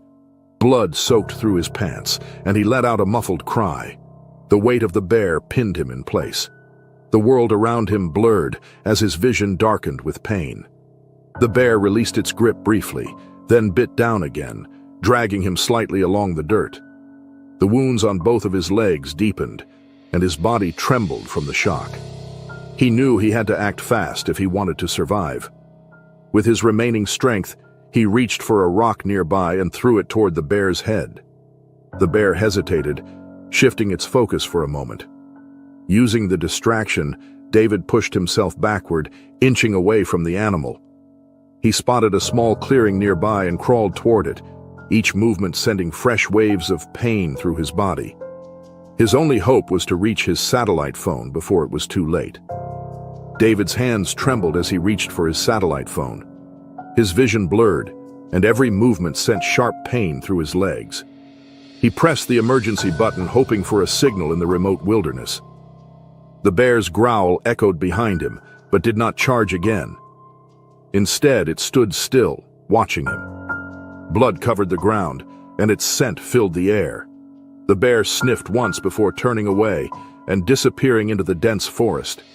Relief washed over him, but he knew he was not safe yet. The deep wounds in his legs made it impossible to stand. The bites had torn through his muscles, leaving him weak and unable to move quickly. His only hope was that his distress signal had been received. Lying on his back, he stared at the sky, struggling to stay conscious. The sun moved slowly and time felt stretched. The cold air stung his skin, and the sound of rustling leaves reminded him that danger was still near. Minutes passed, then hours. He fought against the dizziness creeping into his mind. His breathing became shallow, and his body felt heavier. A faint sound broke through the silence. The steady hum of helicopter blades grew louder. Hope returned as he realized that rescue was near. He forced himself to stay awake, knowing help was just above him. A team of rescuers descended from the helicopter, moving quickly toward him. They checked his injuries and wrapped bandages around his legs. The wounds continued to bleed, but the pressure helped slow it down. A stretcher was lowered, and they carefully lifted him onto it.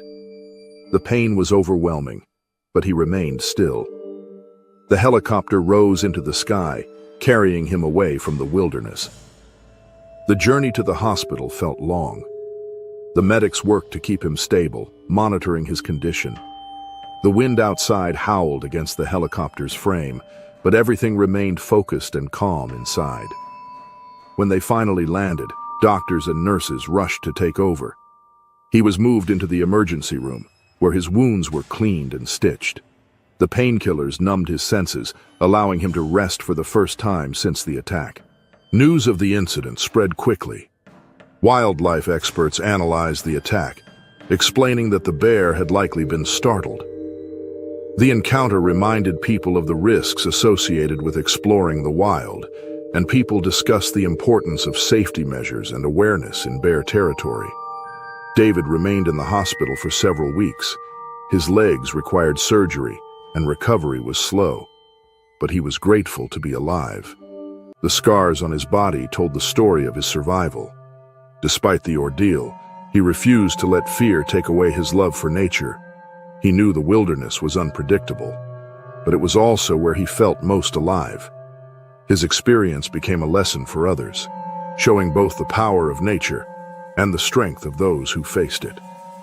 It was May 23, 2003, in a small village in Amur Oblast, Russia. The only playground in the village, a quiet space where children gathered after school, was teeming with laughing children. The sun was setting, casting long shadows over the swings and slides, as a handful of parents watched from a distance, chatting among themselves while keeping a loose eye on their children. It was a peaceful evening, the kind that seemed safe and predictable, until the moment nature intruded with terrifying force. All of a sudden, a massive Russian grizzly bear emerged from the dense tree line, its gaunt frame a clear sign of starvation. The animal had been driven from deeper forests by the lack of food, hunger overriding its natural wariness of humans. The scent of food scraps from the playground's nearby trash bins had drawn it in, but as it took in the scene before it, the movement, the noise, the helplessness of the tiny figures in its path, instinct took over, and the bear charged toward its prey. The children were the first to notice, their laughter cutting short as they froze in place, eyes widening with fear. For a moment, they did not move, unable to comprehend what was happening. But as the bear thundered forward, a scream shattered the stillness. Panic erupted like wildfire. Small legs scrambled in all directions, and tiny hands grasped at anything for balance. But the chaos made it impossible to escape quickly. The bear barreled through the swings, the chains rattling violently as it swiped at them mid-charge, knocking one sideways as a child barely managed to tumble away in time. A plastic slide cracked under the force of its body, splitting as the beast plowed past it. The parents, who had been slow to react at first, now sprinted toward their children, their own voices lost beneath the rising wails of terror. Some managed to reach their kids, yanking them back and dragging them away from the charging predator, but two children found themselves trapped in the wrong place at the worst moment. 6-year-old Artem and his 9-year-old sister Yelena had been playing near the sandbox when the panic started. At first they froze, watching in stunned silence as the bear tore through the playground. Then, as the others scattered, they ran, their small hands clasped together, their legs pumping as fast as they could carry them. But the bear had already seen them, and they were not fast enough. It turned sharply, locking onto them as they darted toward an open gap between a bench and a tree, a path that would have taken them toward safety. But the bear was already on the move. It lunged forward with a burst of speed, its massive paw swinging in a deadly arc.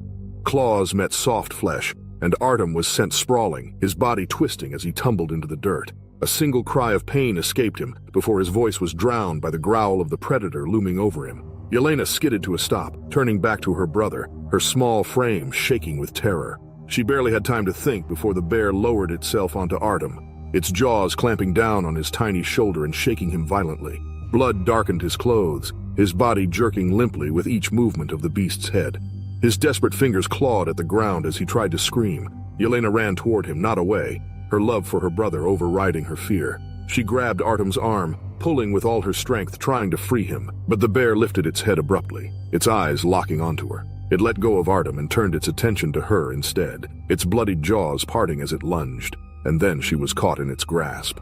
The bear slammed her onto the ground, the impact knocking the air from her lungs. She gasped, her arms flailing as the bear loomed over her, its weight pressing down, pinning her to the dirt. A paw came down hard, claws raking across her back, shredding fabric and flesh alike. She screamed, but the sound barely carried over the roaring chaos around them. The parents were rushing forward now, some grabbing rocks, others brandishing sticks, anything to drive the monster away. One man hurled a bag at the bear's head, the impact making it momentarily hesitate. Another parent blew the horn of a nearby car, the blaring noise startling the animal.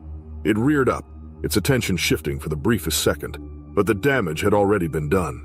Blood pooled beneath the children's still bodies, their small forms twisted where they had fallen. The bear, suddenly aware of the growing crowd and the noise, backed away, its ears flattening as it let out a low snarl. Then it turned and bolted toward the woods, vanishing into the trees as quickly as it had come. The playground was in ruins, the earth scarred with deep claw marks, the swings twisted and broken, the sand darkened by blood. Parents rushed to their own children, gripping them tightly, shielding their eyes from the gruesome scene. A woman dropped to her knees beside the motionless siblings, her shaking hands hovering over them as if afraid to touch them. Someone had already called for help, but the paramedics were still miles away. The villagers, normally so resilient in the face of harsh winters and hard lives, stood frozen in horror. The air was thick with the scent of blood and the lingering presence of fear. By the time the emergency responders arrived, there was nothing they could do. Artem and Yelena lay where they had fallen, their bodies still and pale, their small hands inches apart, but not touching. The paramedics worked quickly, but there was no breath left to save. Authorities launched an immediate search for the bear, tracking it deep into the forest, where they eventually located and tranquilized it, before relocating it to a more remote region, far from human settlements. But the damage had already been done, and no action could undo the tragedy that had unfolded in the heart of what should have been a place of safety. The attack shocked the country, sparking debates over human-wildlife conflict in the region. While some people called for stricter measures to prevent future encounters, others mourned not just the loss of the children, but the desperate state of nature itself, the dwindling food sources that had driven the bear from the depths of the wilderness into the fragile world of humans. In the end, the playground was abandoned, the laughter that once filled the air replaced by silence. The swings swayed empty in the wind, but the scars remained long after the blood had faded.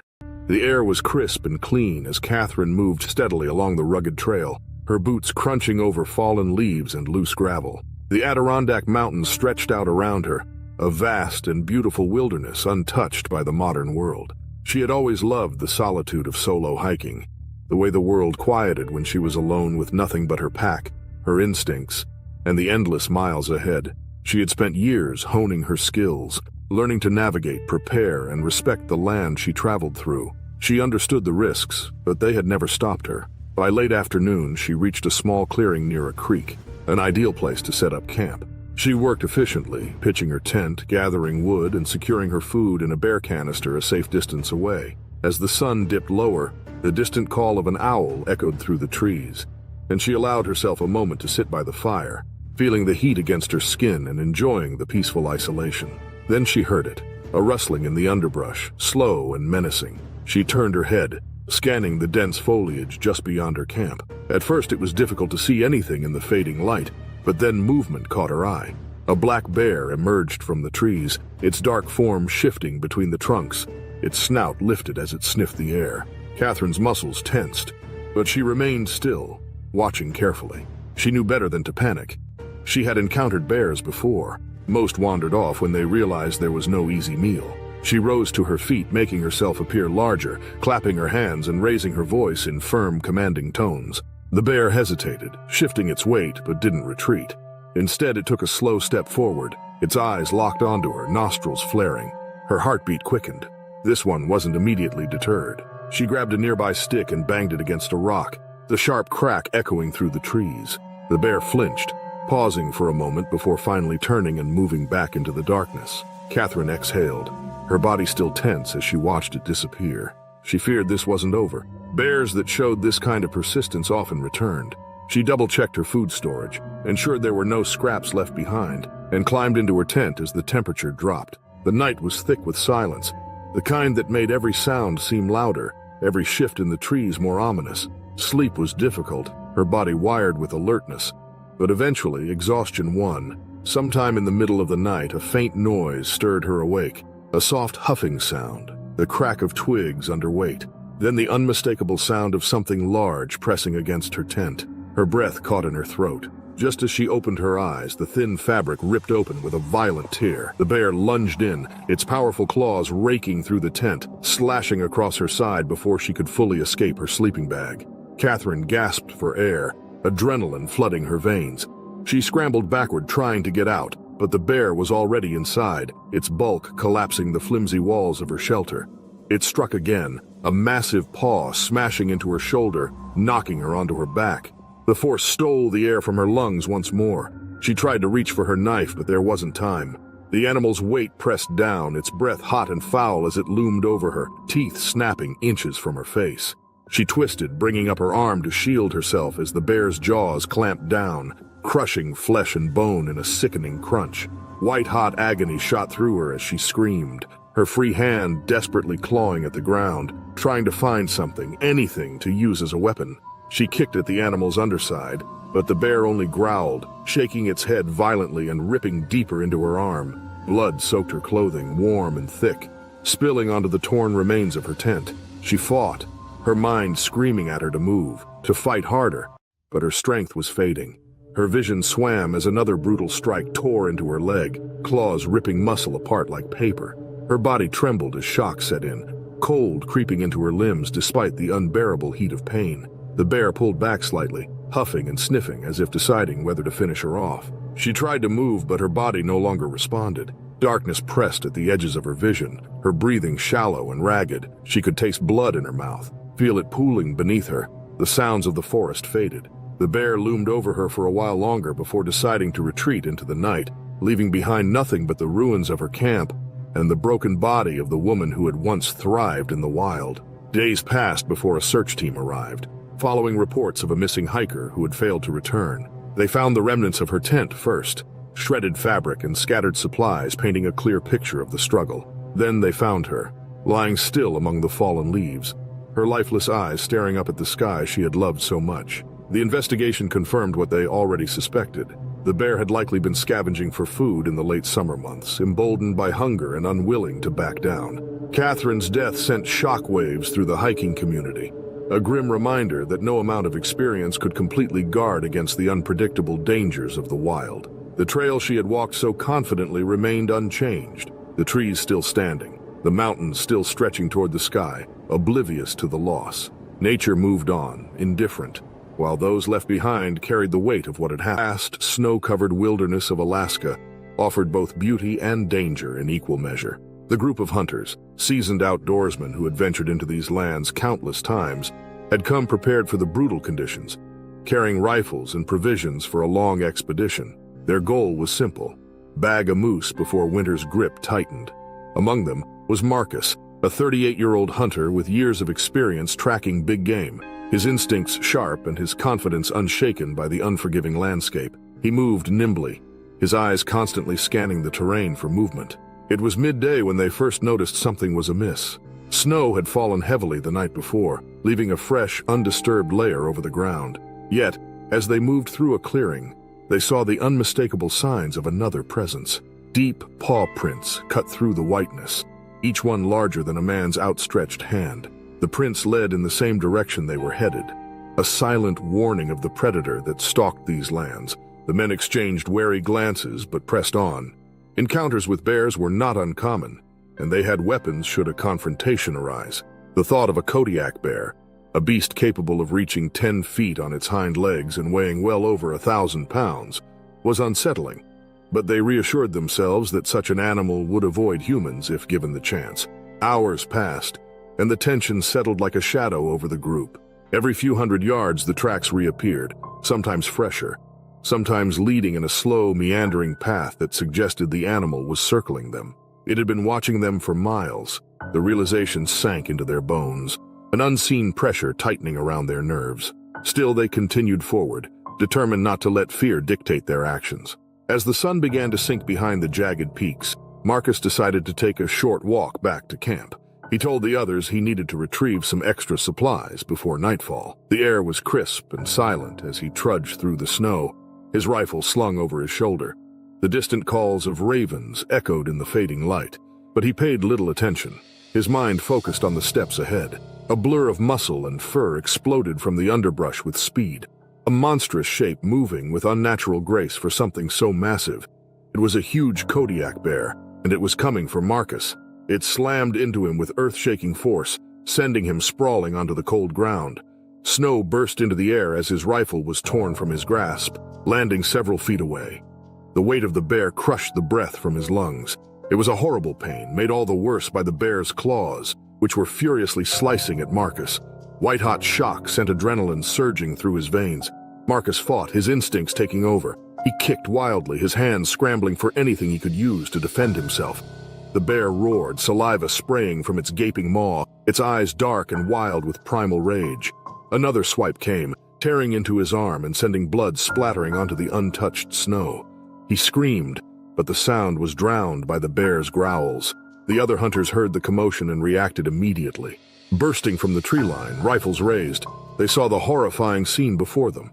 Marcus was pinned beneath the massive predator, his face twisted in pain, his body barely moving. One of the hunters fired a shot into the air, the sharp crack of the rifle echoing through the valley. Another shot followed, then another. The bear reared back, obviously distracted. Marcus seized the chance and rolled onto his side, agony flaring through his torn muscles. Another shot rang out, this time hitting closer. The bear snarled, its fury momentarily overridden by uncertainty. It took a step back, then another, its massive head swinging between the injured man and the group of hunters. The air hung thick with tension, the world narrowing to this brutal standoff between man and beast. Another shot rang out, and this time the bear disappeared beyond the trees, too terrified to fight. The hunters rushed forward, their boots crunching through the blood-streaked snow as they reached Marcus. He was still conscious, his breath ragged, his body shaking from shock and blood loss.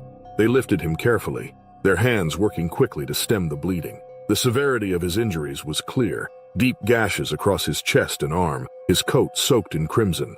But he was alive. They moved swiftly, carrying him back to camp, their nerves still raw from the encounter. Every snapping branch in the distance made them flinch. Every shadow stretching too long in the twilight sent their hearts hammering in their chests. They knew the bear was still out there, watching, waiting. They could only hope it had lost interest in finishing what it had started. Through gritted teeth, Marcus clung to consciousness, his body burning with pain, his mind replaying the attack over and over. He had been hunted, not out of desperation or hunger, but because he had wandered too close, stepping into the domain of a predator that ruled these lands. By the time they reached safety, the urgency had not faded. They knew they had to get Marcus to medical help before infection set in or he bled out. The closest outpost was miles away, the journey treacherous in the growing darkness, but they moved with purpose, refusing to let their friend succumb to the wounds carved into his flesh. Days later, when Marcus was stable, and his survival no longer uncertain, the attack became the center of discussions among local hunters and authorities. The debate raged over the growing presence of Kodiak bears in hunting territories, the balance between human activity and wildlife survival, and the stark reminder that no matter how prepared a person might be, nature always had the upper hand. For Marcus and his companions, the attack was more than a close call. It was a brutal lesson, one that would forever change the way they approached the wild. The mountains held their secrets, and the predators that lurked within them moved unseen, waiting, watching, always ready to remind those who entered their domain that they did not belong. In the winter of 1998, deep in the Amur region of Russia, Igor Mikhailov, a seasoned hunter in his late 40s, set out alone on a hunting expedition. The area was notorious for its unforgiving landscape, dense forests, steep hills, and harsh, bone-chilling winters. It was also home to one of the most fearsome predators in the world, the Russian grizzly bear. Igor had hunted in these parts for years, always respecting the land and its wildlife. That morning, he had been tracking elk for several hours, following their tracks through the snow-covered ground. The rifle slung over his shoulder was his preferred weapon, but he also carried a 12-gauge shotgun as a backup, knowing well that predators lurked in the wilderness. As he moved deeper into the forest, the wind howled through the trees, and the weight of his pack pressed against his back. The tracks led him further from familiar territory, but he felt confident in his skills. However, he had unknowingly crossed into a bear's domain. Without warning, a massive Russian grizzly burst from the trees ahead of him. Its deep brown fur bristled with rage, and its enormous body, easily over 700 kilograms, moved with terrifying speed. Igor realized instantly that he had stumbled upon the bear's den. Perhaps it had been startled awake from hibernation. The animal was already in mid-charge before he could fully process the situation. Years of hunting experience kicked in. Igor instinctively raised his shotgun and fired. The first blast of buckshot hit the bear squarely in the chest, staggering it, but failing to stop its momentum. It roared in pain and rage, shaking its massive head as if shrugging off the impact. Before Igor could chamber another round, the beast lunged. The force of the impact sent him crashing into the snow. The world blurred as his body hit the frozen ground hard. Claws slashed through his thick hunting jacket, raking his leg. Pain shot through him, but he didn't have time to scream. He kicked wildly, scrambling to free himself as the bear returned for another strike. With sheer desperation, he raised the shotgun again and pulled the trigger. The second shot rang out, echoing through the forest. This time, the spread of pellets tore into the bear's neck. The grizzly staggered, blood spraying onto the white snow. It let out a guttural growl before collapsing, its immense body twitching in the aftermath. The silence that followed was eerie. Igor remained frozen, his breath ragged, the gun still aimed at the now motionless bear. After several agonizing seconds, he realized it was finally over. He had won the fight, but the price was high. Pain flared in his leg, and when he looked down, his pants were shredded, crimson seeping through the fabric. The wounds were deep, but not fatal, at least not yet. But he was miles from civilization, and the cold was already seeping into his bones. Gritting his teeth, Igor used his rifle as a crutch, pushing himself upright. His leg throbbed with every movement, but he knew he had to keep going. He couldn't afford to stay in one place, not with the scent of blood in the air. Other predators could come sniffing, and he wasn't in any shape to fend off another attack. He limped through the wilderness for hours, leaving a faint blood trail in the snow. He fought against exhaustion, his vision blurring from the pain and the creeping cold. Just when he thought he might collapse, he spotted the familiar outline of his small hunting cabin in the distance. Relief flooded through him, but he forced himself to keep moving. Upon reaching the cabin, he fumbled numbly to unlock the door. He collapsed inside, gasping as the warmth of the interior wrapped around him. Digging through his supplies, he hastily tended to his wounds, using whatever medical supplies he had to stop the bleeding and stave off infection. Over the next few days, Igor remained holed up in the cabin, recovering from his injuries. The pain was relentless, and he had to ration his food carefully, but he had survived. The experience left a deep scar, both physically and mentally. He had faced death in the form of a grizzly's rage, and though he had emerged victorious, he would never forget the raw fury of the beast that nearly ended his life. The snowstorm that followed in the coming days only made him more grateful for having reached the safety of his cabin. Howling winds and thick flurries erased any trace of his struggle with the bear. He imagined what might have happened if he had been caught outside in such brutal conditions. He shuddered, realizing that fate had dealt him a lucky hand. It wasn't just his hunting skills that had saved him, it was sheer, unforgiving luck. Days later, when his leg had healed enough for him to venture outside, he returned to the site of the attack. The bear carcass was still there, partially buried beneath fresh snowfall. Crows and other scavengers had already begun their grim work. He studied the lifeless beast for a while, his breath clouding in the icy air. Despite everything, he couldn't help but feel a sense of respect for the creature. It had fought to protect its territory, just as he had fought to survive. When he finally returned to his village weeks later, the tale of his encounter spread quickly. Fellow hunters listened in awe, some shaking their heads in disbelief. But the scars on his leg and the shotgun, still bearing the scratches from the bear's attack, told the story more vividly than words ever could. From that day on, Igor Mikhailov never ventured into the wilderness without remembering that moment. The second he locked eyes with a grizzly and saw nothing but pure, unbridled fury staring back at him. As the years passed, the story of Igor's encounter became legendary among the local hunters. Some embellished the details, turning the bear into a monstrous, near-mythical beast, while others swore by the accuracy of Igor's recounting. He never bothered correcting anyone. He knew the truth, and the scars on his body were testament enough. Even so, he often found himself lost in thought, reliving the moment when death had been just inches away. His leg never fully recovered, leaving a slight limp that worsened in the winter. The pain reminded him of his battle, a permanent souvenir from the wilderness he feared and respected. He continued hunting but became more cautious, never taking unnecessary risks. And he never forgot the grizzly's sheer power, its unstoppable rage, a force of nature he had barely escaped. In the autumn of 2011, Tom Hathaway, an experienced trail runner in his mid-30s, traveled to a national park in Gatlinburg, Tennessee, to participate in one of the most grueling ultramarathons in the country. The race wound through dense forests, up steep inclines, and across treacherous terrain where the wilderness remained largely untouched. The air was crisp with the scent of pine and damp earth, and golden leaves fluttered down from the towering trees, signaling the deepening of the season. Tom had spent years training for events like this, thriving on the endurance challenge. He felt confident with his hydration pack snug against his back and his GPS watch tracking his pace. The first few miles of the race had gone smoothly, but fatigue began to settle in as he neared the 30-mile mark. He decided to take a detour to avoid a crowded section of the trail, a decision that would change his life forever.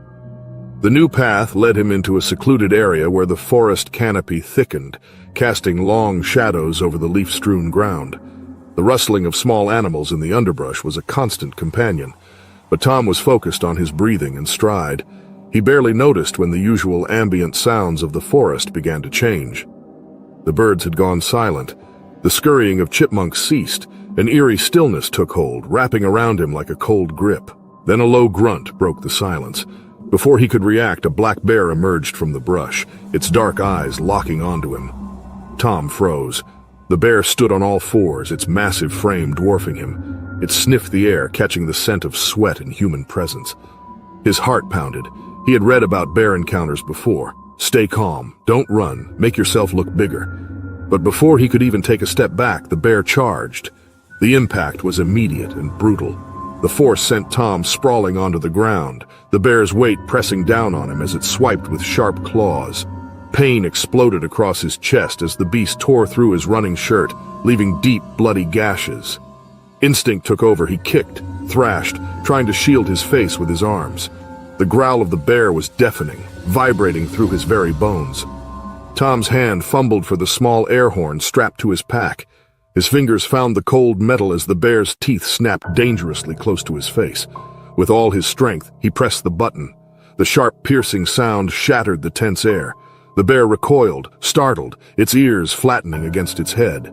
It hesitated, growling in frustration before taking a step back. Tom didn't waste a second. Bloodied and gasping, he scrambled backward, never turning his back on the bear. His body ached, his vision blurred from the pain, but he forced himself to keep moving. The bear huffed and shook its head before retreating into the dense underbrush. The attack had lasted less than a minute, but it felt like an eternity to Tom. Adrenaline carried him forward, pushing his battered body toward the nearest race checkpoint.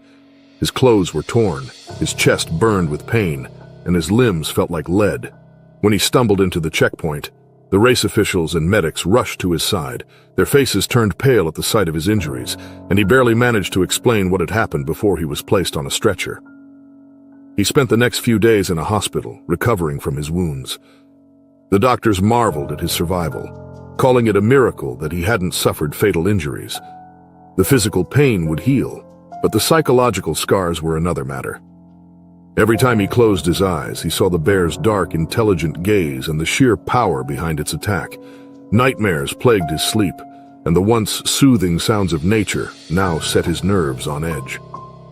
Months later, Tom attempted to return to trail running. His body had healed, but his mind resisted. The sound of rustling leaves made his pulse race. Shadows between the trees felt like lurking threats. He pushed himself to overcome the fear, but something inside him had changed. He no longer ran with the same reckless abandon. Once his sanctuary, the wilderness now held an underlying menace he could never forget. Though he never stopped running, Tom learned to respect the untamed wild in a way he never had before. He carried bear spray religiously, mapped out safer routes, and always remained alert. The attack had left him with more than scars. It had given him a new understanding of his place in the wild. He had survived by sheer luck, and knew that luck might not be on his side next time. Years passed, but the memory of that day never truly faded. He found himself drawn back to the national park, seeking closure. One summer afternoon, he hiked back to the same trail where the attack had occurred. The forest looked unchanged, timeless in its beauty and danger. Standing among the trees, he felt fear and reverence, knowing that the wilderness was indifferent to human life. It had nearly taken his, after all. As he knelt and touched the earth where he had bled years before, he whispered a silent acknowledgement to the bear that had attacked him. It wasn't evil or malicious. It was simply surviving, just as he had fought to do. He left the forest that day with a sense of peace he hadn't known he needed. The scars on his body remained, but they no longer felt like wounds. They were reminders of the day he had faced the wild and lived to tell the tale. Tom continued to run, but no longer sought to conquer the trails. Instead, he moved with caution and respect, knowing that nature was not something to be beaten, but something to coexist with. He became an advocate for bear safety, sharing his story with fellow runners, hoping to prevent others from making the same mistakes he had. His fear had turned into wisdom, and through that wisdom he found a renewed love for the wilderness that had nearly claimed his life. And so, with each new run and mile covered, he carried the weight of experience with him. The national park in Gatlinburg, Tennessee, had changed him forever, shaping him into a man who understood the thin line between survival and disaster. And yet, despite everything, he never stopped running, for it was in running that he found himself again.